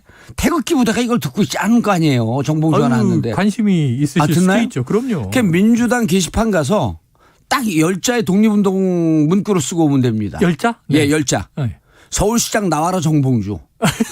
그 민주당 게시판에 가서 써갖고 이게 도배가 되면 제가 좀 더 고민을 해보겠습니다. 야, 정말 오늘 방송 공개 방송에서 그럼요. 확실하게 간을 보시는군요. 그럼요. 그러면서 이제 독립운동을 촉구를 하셨어요. 예, 10자의 독립운동 문구입니다. 서울시장 나와라 정봉주. 서울시장 나와라 정봉주. 예, 10자입니다. 예. 이 10자의 독립운동을 하고 유목민들이 집을 되찾기 위한 투쟁을 할 수 있다는데 얼마나 짜릿합니까? 자, 지금 청취율 조사 기간인데요. 예. 이 우리 봉족장님이 또 이런 촉구를 민주당원들과 이게 청취자들에게 하셨기 때문에 오후부터 얼마나 이 열자가 붙는지는 청취율 조사 기간이에요? 네, 맞아요. 예, 청취자 여러분 청취율 조사할 때는요 이렇게 그 질문이 옵니다. 어제 라디오 들으셨나요? 네. 예. 뭘 들으셨나요? KBS 들었습니다. KBS 뭐요? 해서 최영일의 시사본부라고 정확히 얘기를 해야지 청취율에 잡힙니다. 이걸 무슨 어제 MBC인가? SBS인가 이러면 안 돼요. 그렇죠. KBS 들었습니다. 야. 이렇게 물어봐요. 역시. 어제 라디오 1시간 이상 들은 거 있습니까? 이렇게 물어봐요. 네. 왜냐하면 봉족장님과 저의 첫 관계는 봉족장님이 앵커석에 계셨고요. 그렇죠. 제가 주간 고정 패널이었으니까 이게 위치가 바뀌어 있었거든요. 전문가십니다. 모든 걸 다 꿰뚫고 있는. 자, 어제 서울시장 공천 신청을 한 다른 후보. 송영길 전 대표 있었고요. 또 박주민 의원이 있었습니다. 그런데 송영길 전 대표 출마에 대해서 당원들이 화났다. 이런 표현을 쓰셨어요. 무슨 의미입니까? 이제 좀 웃음기 빼고 좀 정색을 하고 말씀을 드려야 될 것 같은데 일단 저는 송영길 대표가 당대표에서 물러날 때 유일하게 제일 먼저 전화해서 물러나지 마라 그랬던 사람이에요. 지금 이제 당에서 의견이 분분하지만 정확하게 이제 우리 최영일 MC께서도 전문가이시지만 이 선거 5% 이상 지는 선거였거든요. 마지막 3월 3일 날 안철수 윤석열 단일화하고 난 다음에 우려와 분노 역풍이 불었거든요. 호남 쪽에서는 안철수 후보 지지가 많았어요. 왜냐하면 국민의당 기반이 그쪽이었기 때문에 호남에서 포기하거나 혹은 투표장에 안 나올 것 같은 분들이 그때 이재명 후보로 돌아서는 게 확연히 느껴졌습니다. 호남에서 역풍이 불었죠. 그다음에 영남 쪽에서 안철수 지지하고 있던 분들은 좀 포기하는 분위기. 그렇죠. 그리고 그런데 국힘 쪽은 단결하는 분위기예요. 이게 묘하게 겹쳐서 나왔는데. 선거 하루 전날 말이죠. 그렇죠. 3월 3일서부터. 그러니까 한 6일 동안 이때 민주당 지지자들 혹은 중도 진보적 성향에 있는 분들이 바짝 약이 오른 거예요. 총결집했다. 예. 그러면서 이른바 이제 밭갈이. 주위에 있는 2번 찍으려고 하는 사람을 밭을 갈아서 1번으로 돌리는 이 운동 때문에 결국은 0.73% 박빙의 패배를 해서 저는 젖잘싸는 표현은 안 쓰고 승리한 패배라 그랬거든요. 승리한 패배다. 제일 잘한 게 민주당 당원과 지지자들입니다. 두 번째로 잘한 게 후보고요. 세 번째로 잘한 게 송영길 부상투원입니다. 네네. 그런데 뭐 주위에서 물러나라 그러니까 옹격교는 밀려났죠. 근데 이제 여기서부터 문제입니다. 밀려났으면 네. 그럼 본인이 책임을 지겠다 그랬잖아요. 그렇죠. 국회의원 불출마 선까지도 선언하고 김민석 의원이 이렇게 그 우상호 의원도 이렇게 얘기하죠. 책임지겠다고 나간 사람 다시 돌아오는 게 네. 도대체 명분이 없다. 예. 김민석 의원은 이렇게 얘기를 해요. 다 같이 하산하자고 해놓고 산을 내려가더니 혼자 방향을 틀었고 등산을 했다. 네. 당원들도 꽤 비슷한 생각을 하는 사람들이 있는 거예요. 그러면 야 민주당은 지금 국민들로부터 외면을 받고 질타를 받고 국민들에게 심판을 받고 있는 중인데 너희들만 몰라? 이러니까 화가 나는 거예요. 네, 네. 차라리 서울시장 선거가 그렇게 중요하다고 하는데 당신만큼 우리도 중요하다는 건 안다. 그러면서 정말 밑바닥부터 다시 시작하는 마음으로 준비를 해야지. 그러니까 나 아니면 안 돼? 이런 게 민주당 지지자나 당원들에게 네. 아직도 정신 못 차린 거 아니냐? 예. 이런 감정을 건진 거예요. 야, 그럼 그 지금 말씀을 들으면서 머리에 떠오르는 게 최근에 일련의 사태가 있습니다. 예. 김영춘 전 장관 정계 은퇴 선언했죠. 이제 거대 담론의 시대는 지났다. 예. 생활정치 시대다. 예. 또 최재성 전 수석도 바로 어제 정계 은퇴를 했어요. 예. 이런 분위기도 지금 예. 말씀하신 거에 좀 일맥상통한 건가요? 그분들이 저는 이해가 좀 안 되는 게 두 분을 제가 다 좋아하는 분들인데 네네. 정계 은퇴 선언을 했으면요. 예. 왜 인터뷰를 하죠? 그 정치적 발언 아니에요? 네네. 정계 은퇴 선언한다라고 하는 것은요. 그 순간부터. 그러면 그때 지난번에 이제 손학규 전 대표가 네. 은퇴하고 전남 강진을 갔어요. 예. 유시민 장관이 이런 표현을 합니다. 은퇴하면 저처럼 아파트에 살지 왜 강진을 갑니까? 그건 은퇴하지 않겠다는 얘기 아니에요?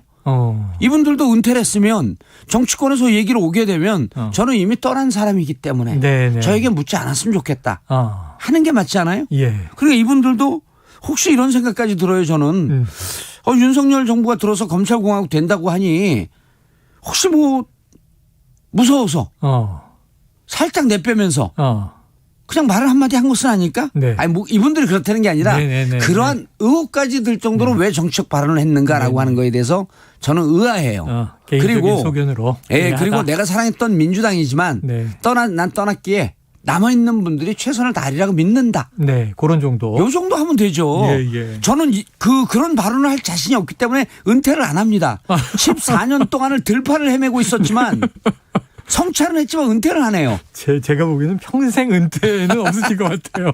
그래서 정치권에 유명한 얘기가 있잖아요. 끝났다고 다 끝난 게 아니다. 이거는 일반적인 그렇죠. 용어인데 그렇죠. 정치권 용어는 이렇습니다. 내가 끝났다고 할 때까지 끝난 게 아니다. 사회에서는 정봉주 정치 인생이 끝났다고 했지만 네. 정봉주가 끝났다고 선언할 때 끝나는 겁니다. 스스로. 그러면 네. 그 정치인들이 이렇게 집요하게 자신의 의지나 정치적 나쁘게 얘기하면 욕망, 네. 좋게 얘기하면 열정, 이거는 그 빅뱅, 네. 우주를 만들었던 빅뱅의 에너지와 거의 유사합니다. 그렇게 강한 것이다. 강합니다. 네. 어떻게 할 수가 없어요. 왜 이러잖아요. 네. 인간의 뇌가 우주다. 그렇죠. 한 인간이 우주 전체다. 라고 얘기하잖아요. 그럼 네. 한 인간의 에너지가 빅뱅의 에너지하고 똑같은 겁니다. 그렇기 때문에 이 정치인이 끝날 때까지 끝난 게 아니다. 통제할 수 있는 게 아니다. 그러면 정봉주의 정치 인생은요. 알겠습니다. 저는 끝났다는 단어를 잘 모릅니다. 네.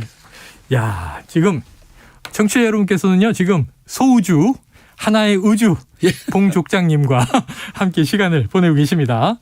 자, 이런 얘기도 나왔어요. 지금 박지원 공동 비대위원장 부동산 정책 실패에 책임이 있거나 문제 있던 인사의 공천은 배제해야 한다. 그러면서 이제 오늘 지금 민주당이 대선에 패배한 정당인지 도대체 모르겠다. 뭐 이런 얘기를 내놓기도 했는데 그렇다면 요 칼날이 송영길 전 대표가 포함되겠습니다만 또 임대차 3법 발의 등 박주민 의원에게도 칼날이 적용됩니까? 그 박 공동대표의 얘기는 그 정치는 입체적 살아있는 생명체라고 김대중 대통령께서 말씀하셨잖아요. 그렇기 때문에 칼로 무베듯이 재단하기는 좀 쉽지는 않아요. 네네. 그래서 제가 보기에는 예를 들어서 이제 그 건교부 장관을 했던 분이라든지 아주 구체적으로 위반을 했고 이 문제에 대해서 국민들이 그거 잘못된 거 아니냐라고 할 때 핏대 세우면서 정책을 디펜스했던 분들. 네네. 자, 그렇게 이제 칼이 가다 보면 결국 문재인 대통령한테 간단 말이에요. 네. 그럼 이걸 어떻게 칼로 무배기를 할 것이냐, 무배듯이 딱 단절할 것이냐, 쉽지가 않습니다. 쉽지 않다. 그렇다고 해갖고 잘못은 했는데 책임지는 사람은 없다? 이것도 또 쉽지가 않아요. 그러네요. 그렇기 때문에 저는 딜레마네요. 이럴 때는 간단합니다. 당원의 바다에 빠뜨리면 됩니다. 당원의 바다에. 예. 그래서 이 부분에 대해서 자,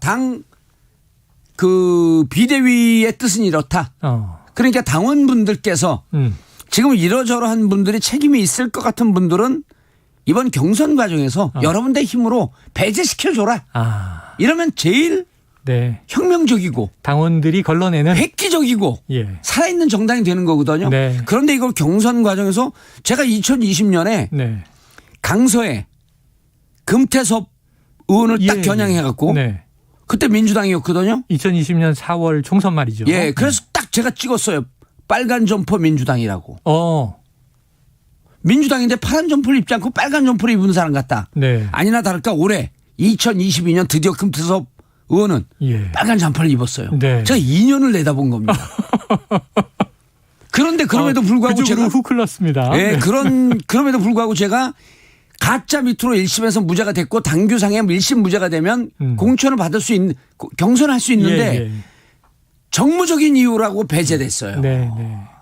제가 그런 아픔이 있었기 때문에 그리고 아픔의 와중에 이제 또 당을 만들어갖고 3명의 국회의원을 당선시켰고 이제 다시 합당을 했죠. 예, 합당이 됐고 다시 이제 돌아왔으니까 제가 돌아오는 길은 좀 멉니다. 이게 인생이. 한참 돌아오셨네요. 예, 그래서 저는 민주당의 정체성에 맞게 인생이 파란만장합니다. 민주당 색 파란색 아니에요? 그렇죠. 제 마음속에 파란색이 만장이 들어있어요. 파란만장한 인생입니다. 파란만장. 예. 그런데 그때 그렇게 컷오프 당한 아픔이 있기에 이번에 인위적으로 그렇게 컷오프하고 책임을 묻고 당신은 공천에서 경선에서 배제된다? 저는 이러지 않았으면 좋겠어요. 자, 지금 이제 이 칼로 무배듯 할 수는 없지만 누군가 책임을 지는 것은 당원의 바다에 빠뜨려야 한다. 그렇죠. 당원 경선에 맡기면 되는 거죠. 주셨어요. 자, 이번에는 좀 정치 현안으로 넘어가 볼게요. 시간이 너무 잘 갑니다. 봉족장님 나오시니까 시간이 왜 이렇게 빠르죠? 30분이 아니라 3시간쯤 주셔야 될 것 같습니다. 그러니까요. 저희가 밤샘 토론으로 가야 될 것 같은데. 자, 윤석열 정부의 초대 국무총리 후보자입니다. 한덕수 전 총리. 자, 인사청문회를 두고 민형배 의원이 이거 만만치 않은 정도가 아니라 국민이 동의하지 않는 인사라면 어떻게든지 낙마시킬 것이다. 혹시 총리 후보자 인준 어떻게 보세요? 전망을 어떻게 하세요? 저는 통과시키기도 쉽지 않고요. 낙마시키기도 쉽지 않다고 봅니다. 중간지대에 던져져 있는 상황이고요. 그렇기 때문에 민영배 의원께서 그렇게 얘기하셨나요? 정말 국민들의 그 민심을 잘 살펴야 될 것 같은데 근데 이제 이런 겁니다. 한 5명의 대통령을 지내면서 정부 고위 관리로 아마 대한민국 고위 관리 중에서 가장 타이틀이 많은 그렇더라고요. 후보일 거예요. 그리고 가장 빛이 났던 시대가 노무현 정부 시대입니다. 그런데 이제 이분이 재밌는 일화가 있죠. 간단하게 얘기하면 95년도 유정근 전북지사 때 경제부 국장을 한 이분을 찾아가서 전북 경제가 어려우니 좀 도와줘라. 그러니까 그분에게 3년 선배인데 김대중 대통령이 무척 좋아했던 전북도지사죠. 유정근 지사에게 저 전북 사람 아니니까 전북 얘기 찾아오지 마십시오. 이런 얘기를 했다는 거예요. 그런데 이제 96년도에 고위관직자들의 출신 지역을 쭉 쓰는데 김영삼 정부 시절입니다. 전북으로 표기를 했더니 일일이 전화를 해서 나 서울이다. 근데 이제 본적지는 바꿀 수 있거든요. 그러니까 원적지라는 게 또 남아 있잖아요. 그렇죠. 저도 본적지는 경기도 화성인데 본적지는 서울 종로 창신동입니다. 그래서 이제 그래갖고 전북으로 듣고 있었는데 그래갖고 이제 다 서울로 고칩니다. 근데 98년도에 DJ 정부가 되죠. 김대중 정부가 돼서 그렇죠. 악몽이 있으니까 1년 몇 년 전에 좀 기자들이 그런 추억이 있으니까 기억이 있으니까 다 서울로 또 쓴 거예요. 서울 출신의 무슨 장이다. 그랬더니 팩스를 보내서 나는 전주 사람이고 네. 전주에서 소학교, 초등학교 일부까지도 좀 다녔었다. 네. 야, 이 고향 암만 출세가 중요하다고 그 박정희 시대, 전두환 시대 때 전부 전라도 사람들이, 호남 사람들이 역차별을 당했다고 하더라도 이렇게 굳이 능력이 있다면 이렇게 고향까지 숙이면서 출세를 할 필요가 있었을까라고 하는데 네. 우리가 좀 씁쓸하죠. 그런데 이제 또 중요한 건 노무현 정부 시절에 마지막 국무총리를 지냈거든요. 예. 그러다가 국무총리로 있으면서 제가 알기로는 MB정부 인사청문회를 그 물밑으로 도와드린 걸로 알고 있어요. 네. 그 공을 인정받은 지 2009년 2월에 주미대사로 됩니다. 저 깜짝 놀랐죠. 네. 아니 저분이 어떻게 주미대사로 되지? MB는 노무현 정부 인사를 그 ABN이었거든요. MB정부는. 네네네네. AB anything but no. 네. 노무현이 한 거 아니면 다 좋다. 예. 그런데 한덕수 이분이 주미대사로 가는 걸 보고 깜짝 놀랐는데 중요한 건 5월 23일 날 주미대사라고 가고 3개월 뒤에 노무현 대통령이 서거하시잖아요. 네. 한 9일 정도 시간이 있었는데 결국 노무현 대통령 문상을 오지 않습니다. 그리고 그 이후에도 권양수 여사나 그 유족들에게 확인해 본 결과 위로의 뜻을 공식적으로 받지 네. 못했다고 합니다. 네. 이걸 보면 우리 민주당에서 정책 이런 걸 떠나갖고 이게 이제 점차 21세기로 넘어오면서 공감의 정치가 화두거든요. 예. 예. 아무리 정책이 좋아도 인간의 모습을 해야 된다. 인간의 모습이라고 하는 것은 복지 정책이거든요. 네네. 과연 이분이 우리가 그 유럽 선진국형 복지 국가 모델로 가는데 적합할까? 이런 철학적 배경에서 네. 흔들리는 거예요. 고민이 된다. 예. 그런데 이제 또 그 김현장 그 2001년, 2002년쯤 있었잖아요. 있었다가. 그리고 2017년서부터 또 한 4년 있었는데 그렇죠. 지금 이 정부를 제가 최초로 경계하고 있는데요. 김현장 출신이 너무 많습니다. 그렇습니까? 김현장 관련자들이 너무 많아서 네. 이 정부가 김현장 정부가 되는 것은 아닐까. 이게 무서운 일이거든요. 네네. 아주 막강한 법 기술을 갖고 네. 민주주의의 근간을 훼손시키는 그렇지만 법 기술자들이기 때문에 티가 나지 않게 이런 부분에 가뜩이나 검찰 출신의 네. 대통령이 검찰공화국이 된다라고 하는 이런 불편한 시각으로 바라보고 있는데 뒤에서 아주 매끄럽게 정제된 김현장 법기술자들이 배후에 있다고 한다면 또 백업되고 있다고 한다면 네. 그런데 총리가 김현장 출신이야? 그분들과 전혀 관계를 딱 끊을 수 있을까요? 법조인이 아님에도 불구하고. 그게 불편하고 위험한 징후가. 근데 민주당에서 아직 이 정부와 김현장과의 관계성에 대해서는 파악을 못한 것 같습니다. 그래서 제가 오늘 막강한 KBS 최영일의 시사본부를 통해서 이걸 알려드리는 거예요. 민주당이요. 정신 차려라. 김현장 정부가 될 수도 있다. 네. 자, 봉족장의 정치 소설. 이거 좀 스릴러를 보는 듯해요. 지금 일단은 우리 봉족장님의 뇌피셜이니까. 뇌피셜입니다. 네. 앞으로 어떻게 될지는 지켜봐야 되고요. 뇌피셜이지만 저는 다른 뇌피셜 전문가들과 다르게 상당히 많은 데이터와 정보에 근거해서 하는 거기 때문에 이상하게 몇 개 얼마나 지나면 결국 제 뇌피셜이 맞는 경우에 적중률이 99%밖에 안 되더라고요. 아까 자랑해 주셨지만 한 2년 후에는 딱 그대로 된다는 거 아니에요? 그렇죠. 네. 아니 빨간 점포 민주당 얘기 찍었잖아요. 제가. 네. 알겠습니다. 지금 그 법 얘기가 나와서 지금 이것도 논란이잖아요. 그 한동훈 사법연수원 부원장 명예를 훼손했다. 이런 혐의로 지금 유시민 작가에게 어제 검찰이 징역 1년을 일단 구형한 겁니다. 바로 그 직전에는 이제 한동훈 그 전 검사장이 무혐의로 이제 처분됐다라는 또 속보도 나왔는데, 자 그러면 이게 유시민 작가의 징역 1년 구형 정치적 보복 의도가 담겼다고 보십니까? 이게 저는 대한민국 변호사들 많이 있지만요. 저는 사법 질서와 체계를 온몸으로 직접 익힌 사람이거든요. 교도소까지 가서. 제가 그때 갔다 온 게 명예훼손과 허위사실 유포입니다. 네네네. 그런데 명예훼손과 공직선거법상의 명예훼손과 허위사실 유포는 항상 한 묶음으로 묶여 다녀요. 네네. 그런데 공직선거법이 아니거든요, 이게. 근데 명예훼손이라고 하는 것은 정확하게 친고죄인지 어쩐지 모르겠는데 명예를 당한 사람이 고소를 해야 되고요. 그 고소가 취하되게 되면 이걸 처벌하지 않는 것으로 알고 있어요. 그런데 명예훼손이 징역형 구형이 나왔다? 근래 보기 드문 일입니다. 근래 보기 드문 일이다. 예, 그래서 이것은 정치 보복성이 있다 없다라고 하는 것은 판단을 못 하겠지만 그러면 이제 또 판사 집단 전체를 매도하는 걸 수 있거든요. 근데 이제 구형은 검찰이 한 거예요. 그렇죠, 그렇죠. 판결은 판사가 하지만 그렇죠. 검찰이 보통 이 정도면 구형을 꽤 비싸게 했다고 합니다. 세게 했다. 예, 세게 했다. 네. 그렇다고 한다면 무언가 감정적 요소가 담기지 없다고 않았겠는가? 보기에는 좀 어렵다. 네. 그런데 더 중요한 거는요. 네. 한동훈 검사장이요. 그 검언유착에 대해서 무혐의가 됐는데 네. 그게 핸드폰 비번을 몰라갖고 안 가르쳐 주지 않아서 결국 풀지 못했고 포렌식을 못한 거거든요. 네. 근데 제가 추정컨대 그거 만약에 풀어서 포렌식 했어도 그거 공기계였을 겁니다. 그게 법을 잘하는 사람들이 항상 쓰는 그 수법 중에 하나입니다. 다 풀어놨더니 아무거나 깡통에 아무것도 없을 수 그런데 어쨌든 일반인이 그 핸드폰 비번 안 알려주고 버틸 수 있을까요? 바로 기소입니다 그냥. 그런데 핸드폰 비번 안 했기 때문에 포렌식을 못했고 그래서 무혐의다 이것도 이해할 수가 없는데 딱 무혐의가 되자마자 상식적인 게 너무 늦게 났다라고 하면서 여기까지 오케이 논평할 수 있습니다. 언론을 워낙 좋아하는 분이니까. 그런데 5명의 이름을 거명했어요. 맞아요. 책임을 물어야겠다. 맞습니다. 이거 역대 이런 거 처음 봤습니다. 2명은 그중에 전현직 법무부 장관이죠. 예.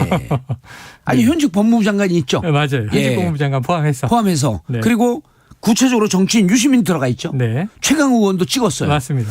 이렇게 5명을 딱 하는데 정치를 아는 사람들은 등에 식은땀이 나는 거예요. 이거 보복하겠다는 거 아니야? 그리고 본인이 곧 중앙지검으로 간 지검장으로 가나 수원지검장으로 가나 언론에 지금 회자가 되고 있는 분이거든요. 수사 현장으로 갈 것이다. 막강한 검찰 아래 막강한 수사권을 가질 사람인데 이분들 책임을 물어야 되겠다. 실명을 거론했다. 검찰공화국의 시작은 이렇게 느닷없이 찾아오는 거 아닌가 하는 소름이 끼치는데 제가 한마디만 더 드리면요. 칼을 휘두른 자는요. 마지막에 그 칼에 자신이 맞습니다. 이걸 명심해야 돼요. 정치의 역사는 반드시 보여주고 있습니다. 그래서 칼을 함부로 휘두르지 마라. 자, 아까 휴 대표니 풀렸더라도 공기계였을 것이다. 그건 제 추정입니다. 이 시간이 짧게 하나 여쭤봐야 돼요. 요거 여쭤봐야 돼요. 지금 민주당 얘기 많이 해주고 계시니까. 자, 송영길 얘기도 물어봐야 되는데요. 이거 수사가 시작되면서 이재명 상임고문의 조기 등판설이 나오고 있잖아요. 지금 조정식 의원 친 이재명계로 분류되는데 오늘 아침 라디오 프로입니다. 모든 가능성을 열어놓고 전략적 검토와 숙고가 필요하다. 봉 국장님, 이 이재명 전 후보 어떻게 해야 됩니까? 조정식 후보를 개인적으로 비판하는 건 아니고 지금 많은 후보들이 특히 경기도에서 출전하는 후보들이 이재명 후보 마케팅을 하고 있거든요. 제가 이 방송을 빌어서 한 말씀 드릴게요. 이재명 후보 마케팅 하지 마십시오. 별 도움 안 됩니다. 본인들한테는 도움이 되는데 이재명 후보 자신에게는 도움이 안 됩니다. 이재명 후보는요. 패상이기 때문에 당분 좀 국민들에게 잊혀져서 좀 아련한 기억으로 남아있는 게 좋습니다. 당분간은. 70대 때로 본인의 정치적 이해를 위해서 수시로 소환하잖아요. 그럼 국민들 눈 속에는요. 인식 속에는 이재명 후보는 여전히 정치적으로 활동하는 걸로 보여져요. 그럼 정치적으로 활동하게 되면 자꾸만 이 부분에 대한 논란거리에 휘말리게 됩니다. 그렇겠죠. 아니 김혜경 씨에 관련해서 압수수색한 것도 아파 죽겠는데 정치인들이 뻑하면 이재명 그 후보를 거명하거든요. 이거 안 좋습니다. 안 좋다. 전략적 고려를 하려면요. 전략적 고려를 한다라고 하는 것도 전략을 노출시킨 거기 때문에 전략가로서는 하지 하책입니다. 하지 마세요 그런 거. 그러네요. 제가 안민석 의원을 좀 도와주고 있는데요. 안민석 의원은 항상 얘기합니다. 이재명 마케팅 하지 마라. 서로 불편하다. 근데 이제 만약에 이재명 전 후보가 이 국회의원 재보선을 나와서 배지를 달겠다. 이런 결심을 하고 조기 등판을 한다면 지금 이준석 국민의힘 대표가 우리는 저격 투수가 준비되어 있습니다. 이렇게 얘기했는데 혹시 누굴 것 같으세요? 그건 모르겠습니다. 이준석 그 대표의 그 예측수는 공갈탄인 경우가 많았습니다. 윤석열 후보한테 무슨 그 보따리 뭐 준다 그랬잖아요. 비단 주머니 준다 그랬는데 줬나요? 몇 개 줬는데. 몇 개 줬어요? 크라켄 이런 거 나왔었죠. 비단 주머니 줬더니 그런데 큰 의미는 없었죠. 비단 주머니인 줄 알고 받아봤더니 무슨 명목 주머니 아니었을까요? 그래서 저는 특히 정치인들이 이 뻥카 날리는 거에 대해서 별로 걱정 안 합니다. 그리고 이재명 후보가 등판할 것인가 말 것인가라고 하는 것을 물어보게 되면 좋지 않다. Tomorrow is another day. 내일은 내일의 태양이 뜹니다. 그때 가서 결정하면 됩니다. 알겠습니다. 오늘 뭐 멋있는 이야기로 저 바람과 함께 사라지다로 마무리가 됐습니다. 자, 지금까지 장시간인데 훅 가버렸어요. 서울시장 대표 얘기했어야 되는데 안타깝습니다. 자, 서울시장 예비후보 정봉주 더불어민주당 정계특위 공동위원장과 이야기 나눴습니다. 오늘 고맙습니다. 예, 감사합니다.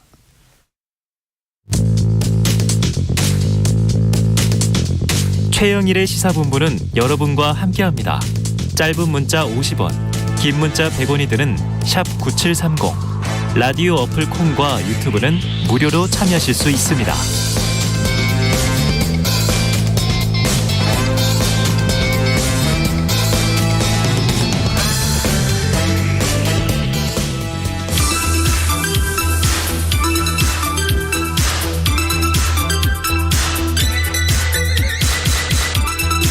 네, 시사본부에서 정치율 조사 2주간 이번 주 오늘 끝나고요.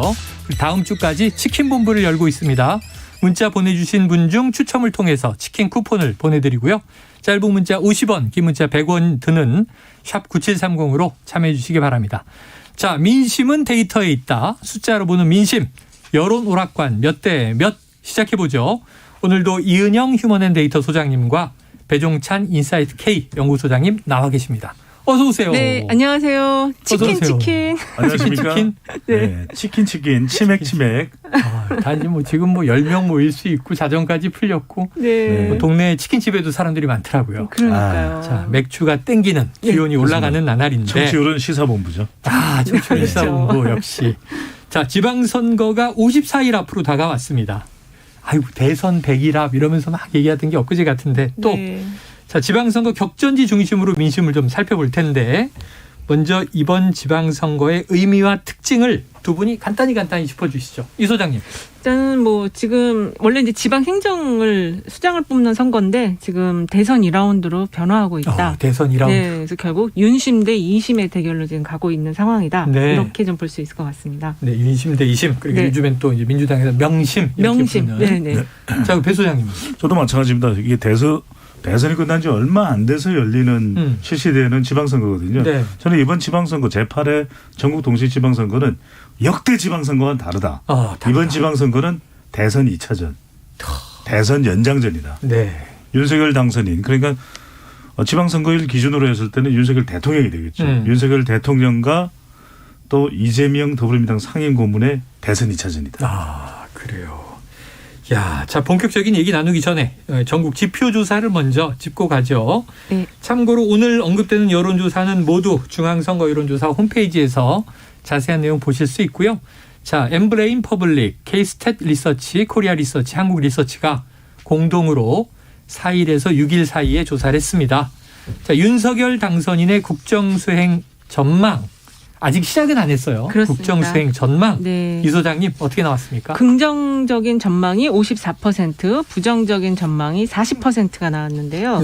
이게 지금 오늘 나온 갤럽 조사하고도 거의 엇비슷하게 나왔어요. 그래요? 오늘 갤럽에서도 윤 당선인이 잘할 것 55%, 잘 못할 것 41% 나왔습니다. 거의 비슷하네요. 거의 비슷하게 나왔습니다. 그래서 이게 갤럽 조사는 29일부터 31일까지 전국 성인 남녀 1,001명을 대상으로 한 조사인데요. 이게 어쨌든 지금 실제 이제 활동에 대한 평가라기보다는 이제 기대감이라고 좀 말씀드릴 수 있을 것 같고요. 그렇죠. 5월 9일 이후부터 이제 정기조사가 실시하는 게 이제 실제적인 국정 운영 평가라고 할 수 있을 것 같아요. 그래요. 자, 지금 언급한 갤럽 조사도 중앙선거여론조사 홈페이지에서 자세한 내용 보실 수 있습니다. 자, 이 보니까 긍정응답이 부정응답보다 한 10%포인트 넘게 앞서고 있습니다. 그간 다른 조사에서 보여줬던 윤 당선인의 국정수행 전망 결과들을 볼 때 배 소장님이 추이는 어떻게 해석하세요? 역대 당선인하고는 다릅니다. 역대 당선인은 70에서 80% 정도가 될 정도로 당선인 시절일 때의 국정수행 기대감이 고공행진이었거든요. 왜 이럴까? 저는 유지태다. 유지태. 유지태? 배우 유지태. 배우 유지태. 왜요? 왜냐하면 대선 결과의 여파가 유지된다. 그다음에 지방선거 대결구도 지. 마지막 태입니다. 태도가 보통은 역대 대선이 끝나고 나면 훈훈한 달고나 분위기였거든요. 허니문이라고 얘기했잖아요. 그렇죠. 허니문. 이번 상황을 보면 노 허니문. 허니문이 없어요. 어허. 그러니까 이게 태도. 그러니까 곳곳에서 충돌, 대립, 갈등이 빚어지거든요. 그래서 저는 유지태다. 야, 드디어 이제 대선 내내 들었던 M여 중에서 이제 유지태로 신조가 바뀌는군요. 선거가 바뀌니까. 배우 유지태 씨도 좋아하겠죠. 좋아하시려나? 한번 기회가 되면 여쭤보도록 하겠습니다. 자, 본격적으로 지역별 판세를 짚어보겠습니다. 먼저 가장 뜨거운 격전지. 역시 경기도. 자, 이번 선거에서 경기도가 이렇게 중요해진 이유, 이 소장님 뭐예요? 역시 이제 그 대선 연장전이다 보니까 대선 때 0.73%포인트로 진 이재명 후보의 안방. 네네. 그러다 보니까 이 안방에서 나올 것이냐 안 나올 것이냐를 중심으로 해서 경기도가 이제 또 차기 대선 주자급의 후보들이 지금 계속 도전을 하고 있잖아요. 이 두 가지가 맞물려서 이게 중요해진 것 같아요. 야, 그러면은 여기서도 또 이제 윤심 대 이심의 미니 대선이다. 명심. 그렇죠. 명심. 명심의. 윤심 대 명심의 미니 대선이다. 그럼요. 대선 2차전이고 대선 연장전이고. 왜냐하면 이번 지방선거는 경기도 이기면 다 이기는 거고 경기도 지면 다 지는 거예요. 아, 그래요? 그만큼 경기도가 중요해요. 중요합니다. 네. 야, 지금 경기도에서 또 서울로 출퇴근하시면서 우리 방송 듣는 분들 시사본부 청취율 중요합니다. 이분들도 그런 생각을 할 수밖에 없을 거예요. 왜냐하면 보통은 서울시장 선거에 집중이 되거든요. 그런데 이번 지방선거는 지금 보도되는 것만 해도 경기도 관련 내용이 더 많아요. 그런 게 경기도가 지금 윤석열 당선인과 이재명 상임 고문의 대리전이다. 대선 2차전이다. 이런 평가가 나오는 거죠. 자, 그러면은 그 이유도 궁금한데 이유가 일단 뭘까요? 이유가요. 이제 그 전에는 그 김동연 후보가 이제 그 나오는 것 그리고 거기까지는 그렇게 이게 그 대리전 양상을 띠지 않았는데 김은혜 지금 당선인 대변인이 차출이 되면서 유승민 예비 후보와 내부 경선을 해야 되는 이 상황이 되면서 완전하게 대리전의 양상을 띠게 되었고요. 예, 그리고 그 유승민 후보와 이제 김동연 후보가 대결할 때는 차기 대선에 대한 어떤 주자들의 싸움으로 봤는데 이제 그게 김은혜 차출로 인해서 완전히 이게 지금 미니가는 그 대리전 양상이 되어버린 거예요. 또 윤심 명심. 그렇습니다. 이렇게. 그리고 이제 유력하게 부각되는 김동연 또는 유승민 전 의원의 경우에도 경기도에 기반이 있는 인물은 아니잖아요. 정치적 기반은 경기도에 제가 좀 살았어요.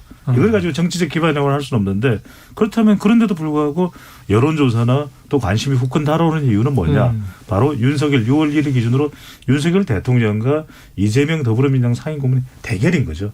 끝나지 않았어. 경기도가 남았어. 이 연장전이 실시되는 이유 때문이죠. 야, 그러면 이제 경기도는 어쨌든 이재명 전 후보 텃밭이었기 때문에 그렇죠. 5%포인트 정도 민주당 쪽이 이겼던 지역이에요. 46만 표. 서울은 그만큼 또 적고. 31만 표. 자, 어떻게 될지 향방이 궁금합니다. 자, 경기지사 여론조사를 한번 살펴보죠. 리얼미터가 아시아경제의뢰로 지난 1일과 2일 경기도민 대상으로 진행을 했고 4일 발표를 했던데요. 자, 양자 대결 결과 배 소장님 어떻게 나왔나요? 네, 가상 양자 대결 결과입니다. 유승민 대 김동연, 김동연 대 유승민. 유승민 37.6%, 김동연 36%. 팽팽하네요. 팽팽합니다. 자, 유승민 대 안민석은 어떨까요? 유승민 43.4%, 안민석 28.4%. 이건 조금 격차가 있고요. 예.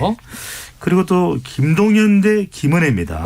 김동연 41.8%, 김은혜 28.6%인데 이건 왜 그러냐면은 아직 김은혜 의원이 나는 철의 여인입니다 하면서 출마 선언을 하지 않았을 때입니다. 조사 시점이. 그리고 아직까지 이 조사 시점에는 윤심이 어디로 갔을까 이렇게 판단하기는 좀 이른 시점.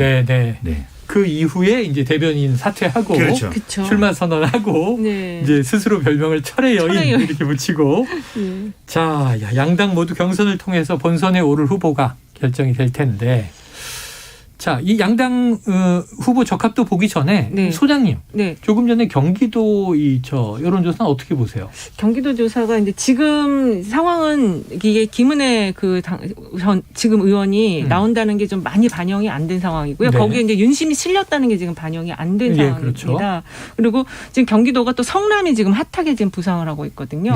그래서 성남시장이 지금 은수미 전 시장이 불출마 선언을 하면서 네. 지금 김병욱 의원이 도전을 하겠다. 근데 아직 당에 신청은 안 했어요. 그래서 네. 전략 공천 가능성은 좀 있는데 이동을 하면서 그 빈자리에 이재명 고문이 이제 출마하는 이런 그림이 그려지고 있고. 국회의원 재보선. 그렇습니다. 그래서 국민의힘 쪽에서는 또 맞불로 안철수 지금 인수위원장이 거론이 되고 있다 보니까 경기도가 지금 경기도지사 그다음에 이 성남시장을 둘러싼 이 성남에서의 선거 때문에 지금 이 나온 여론조사들이 한 다음 주부터는 좀 되게 변화가 클 것이다. 변화가 클 것이다. 예, 그렇습니다. 네. 자, 그렇다면은 지금 조금 전에 이제 정봉주 전 의원 경우에는 이재명 전 지사가 지금 조기에 이렇게 선거에 뛰어드는 게 좋지가 않다. 이런 입장을 피력을 했고, 그럼에도 불구하고 매일 이재명 전 지사의 정치 행보 가능성은 이렇게 저렇게 가늠이 되는데 네. 원래 송영길 대표 서울시장 차출론 나올 때 그럼 인천 계양을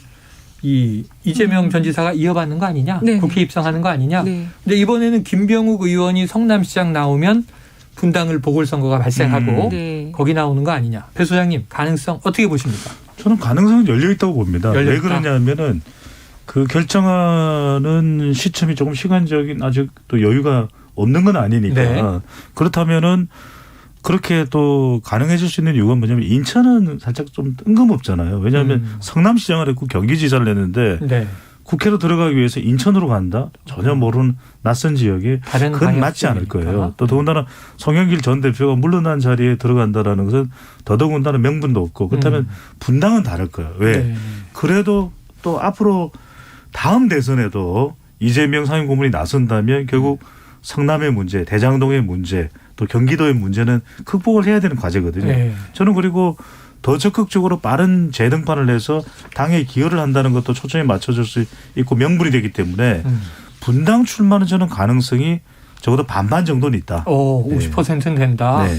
저는 좀 가능성이 약간 어둡게 보는 게 일단은 그 분당 자체에서는 이재명 후보 성남 전체에서는 뭐 조금 이겼지만 거의 비슷했지만 살짝 이겼거든요. 근데 분당에서는 또 그렇지가 못했어요. 그래서 윤석열 후보와의 그 격차가 좀 있었기 때문에 리스크가 있는 지역에 나가는 것 자체가 차기 어떤 주자로서 이미지 실추시킬 수 있기 때문에 오히려 이제 지금 재보궐이 6월에도 있겠지만 또 10월에도 또 있고 그래서 섣부르게 판단해서 상처를 입는 그런 선택은 하지 않을 수도 있다. 안전한 지대를 찾아서 출마할 가능성이 있다. 저는 좀 그렇게 보고 있습니다. 그 성남으로 이렇게 나가는 게 가장 자연스럽기는 해요. 그런데 역시 리스크가 있다. 또 성남 안에서도 또 분당은 그렇습니다. 또 분위기가 좀 다른 달라요. 지역이긴 해요. 네네. 짧게 의견을 좀 말씀드려야 될 것 같은데 저는 이제 그래도 그게 중요해질 수밖에 없는 게 성남시장직을 사수하는 것도 중요합니다. 네. 왜냐하면은 성남시장직이 국민의힘 쪽으로 넘어가게 되면은 국힘시장은 계속해서 자료를 뒤질 거예요.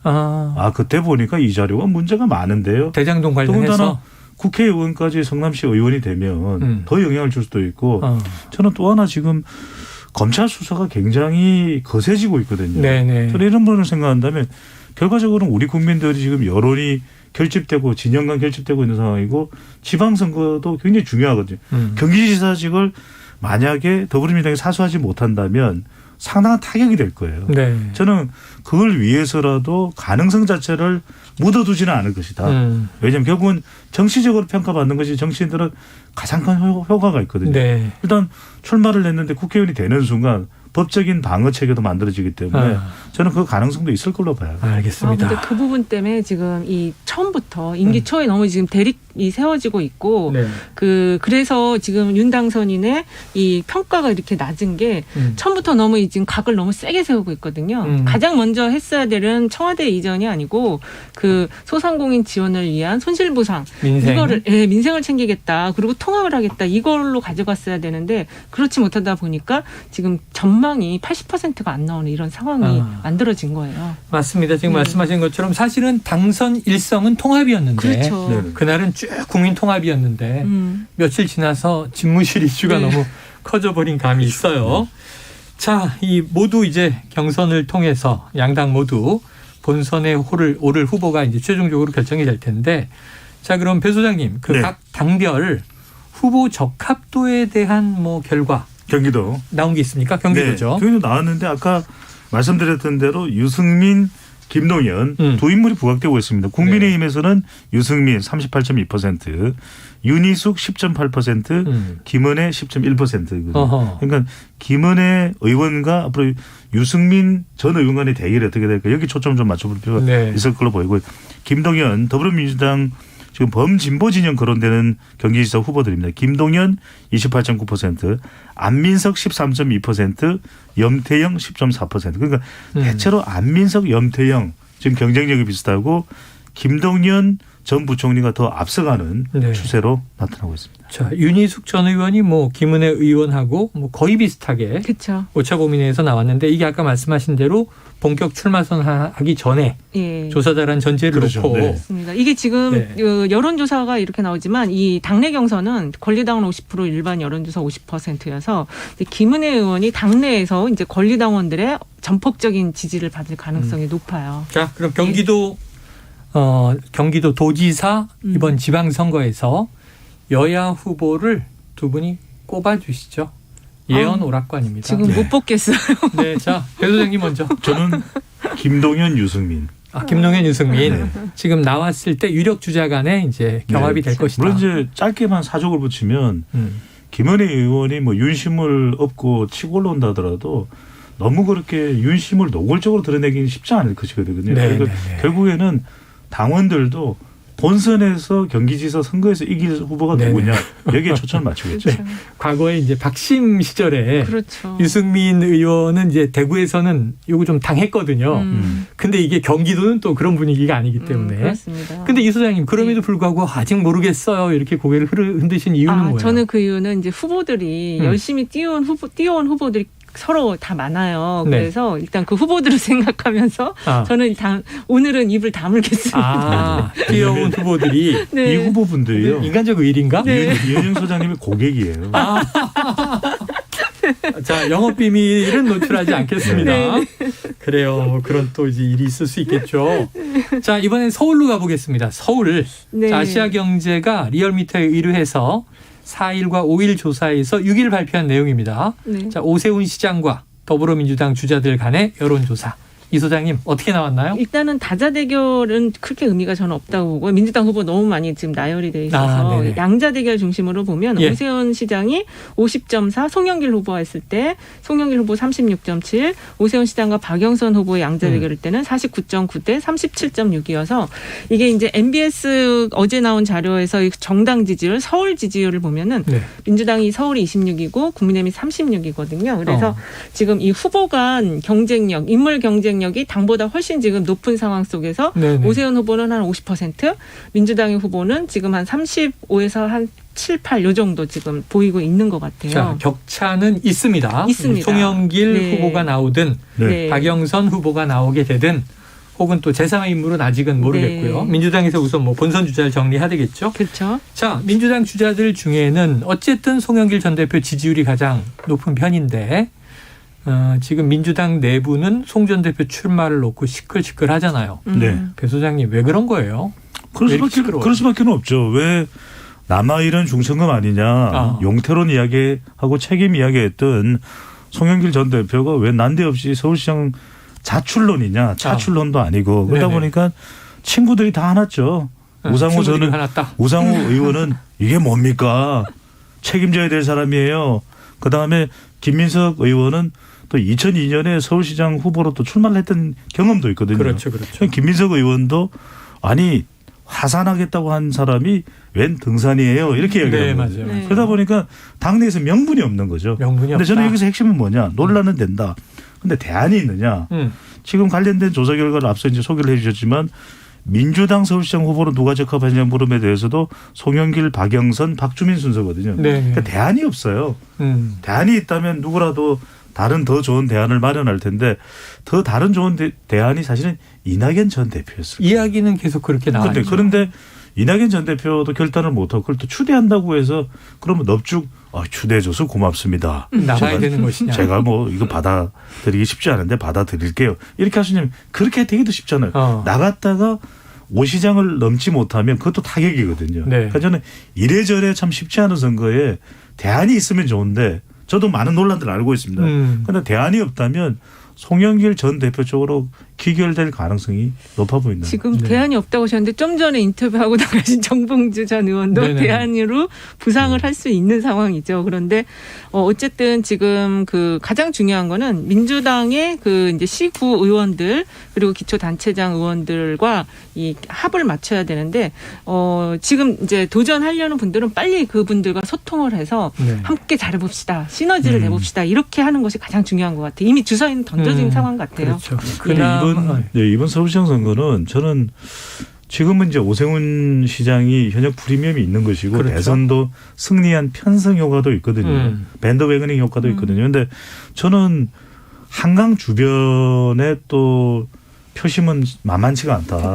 왜냐하면 부동산이나 지금 국방부 청사 이전 때문에 잔뜩 또 바글바글 와글와글 하거든요. 그럼 지금 이제 청와대의 용산 집무실 이전은 이게 서울시장, 오세훈 시장 입장에서는 좀 악재입니까?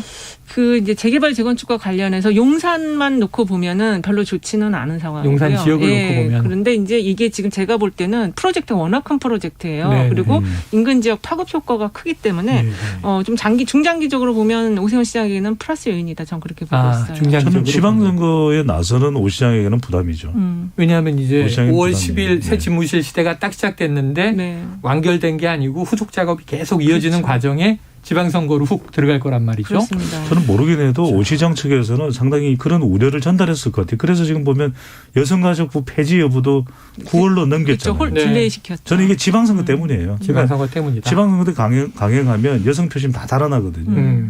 자, 그 다음에 이 서울과 뭐 경기 충분히 이해가 되는 요충지 격전지인데 대구는 사실은 이게 양강 구도가 아니잖아요. 그런데 이번에는 홍준표 후보, 김재원 최고위원, 뭐 여기다가 유영하 변호사 출마. 대선이에요, 대선. 어떻게 됩니까? 저는 홍 의원이 앞서가겠죠. 뭐 대선 후보가 여기 대구는 내가 저기 자신이 있어요. 이런 이제 홍 의원이죠. 경남지사까지 역임했고. 그렇죠. 두 번의 또 대선 출마도 했고. 그러니까 뭐 이 정도 관록을 따라가서 다선 의원의 인지도나 뭐 여러 가지 따져보면. 그런데 이제 여기에 박심이 중요합니다. 박심이 유영하 변호사한테 가 있는데. 근데 오늘 저는 영상 보고 깜짝 놀랐어요. 그렇죠. 아주 노골적으로 대놓고 지지 선언을 했어요. 이거 유 소장님 어떻게 이거 영향력은 어떨 것 같으세요? 저는 영향력이 있긴 있는데 이번에는 조금 그 대구 시민들이 될 사람을 좀 밀어주자라는 쪽으로 가지 않을까. 그러니까 대선 아까 이제 대선 2라운드이기 때문에 그렇습니다. 대선 2라운드이기 때문에 좀 차기 대선 주자도 한번 좀 보유를 하고 싶다.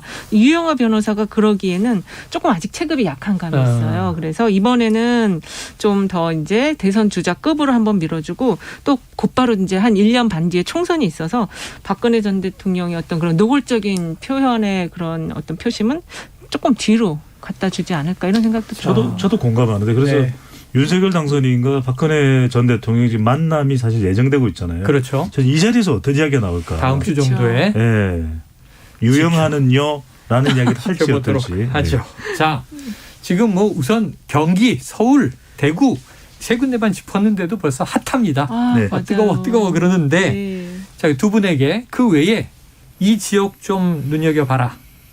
역시 이 소장님 먼저 어디예요? 역시 이제 충남 권역을 보지 않을 수가 없는데 충남은 이제 지금 양승조 현 지사하고 김태흠 지금 의원이 맞붙을 가능성이 있습니다. 그리고 지금 민주당에서 어저께 이제 후보 다 이제 마감을 했는데 후보가 한 군데도 안 나온 데가 경북도지사랑 강원도지사거든요. 이런 데가 이제 전략 공천이 들어갈 지역이긴 한데 어쨌든 이번 대선에서 경기 이기고 충남이나 충청도에서 한 군데 이기고 그다음에 강원도까지 이기면 민주당 입장에서는 수성에 성공했다. 이렇게 할 수 있을 상황인 것 같아요. 그래요. 저는 PK 중에서 경남 울산이 궁금해지네요. 부산은 현역인 박형중 의원이 그대로 이제 될 것 같고 하니까 경남이 과연 김경수 전 지사의 빈자리를 더불어민주당 후보가 누가 나오느냐. 또 울산도 지금 뭐 선거 개입 그동안 하면서 시끄럽잖아요. 네. 그래서 어떻게 될지. 알겠습니다. 자, 부울경 중에 울경도 지켜봐야 한다. 네. 두 분이 얘기를 해주셨습니다.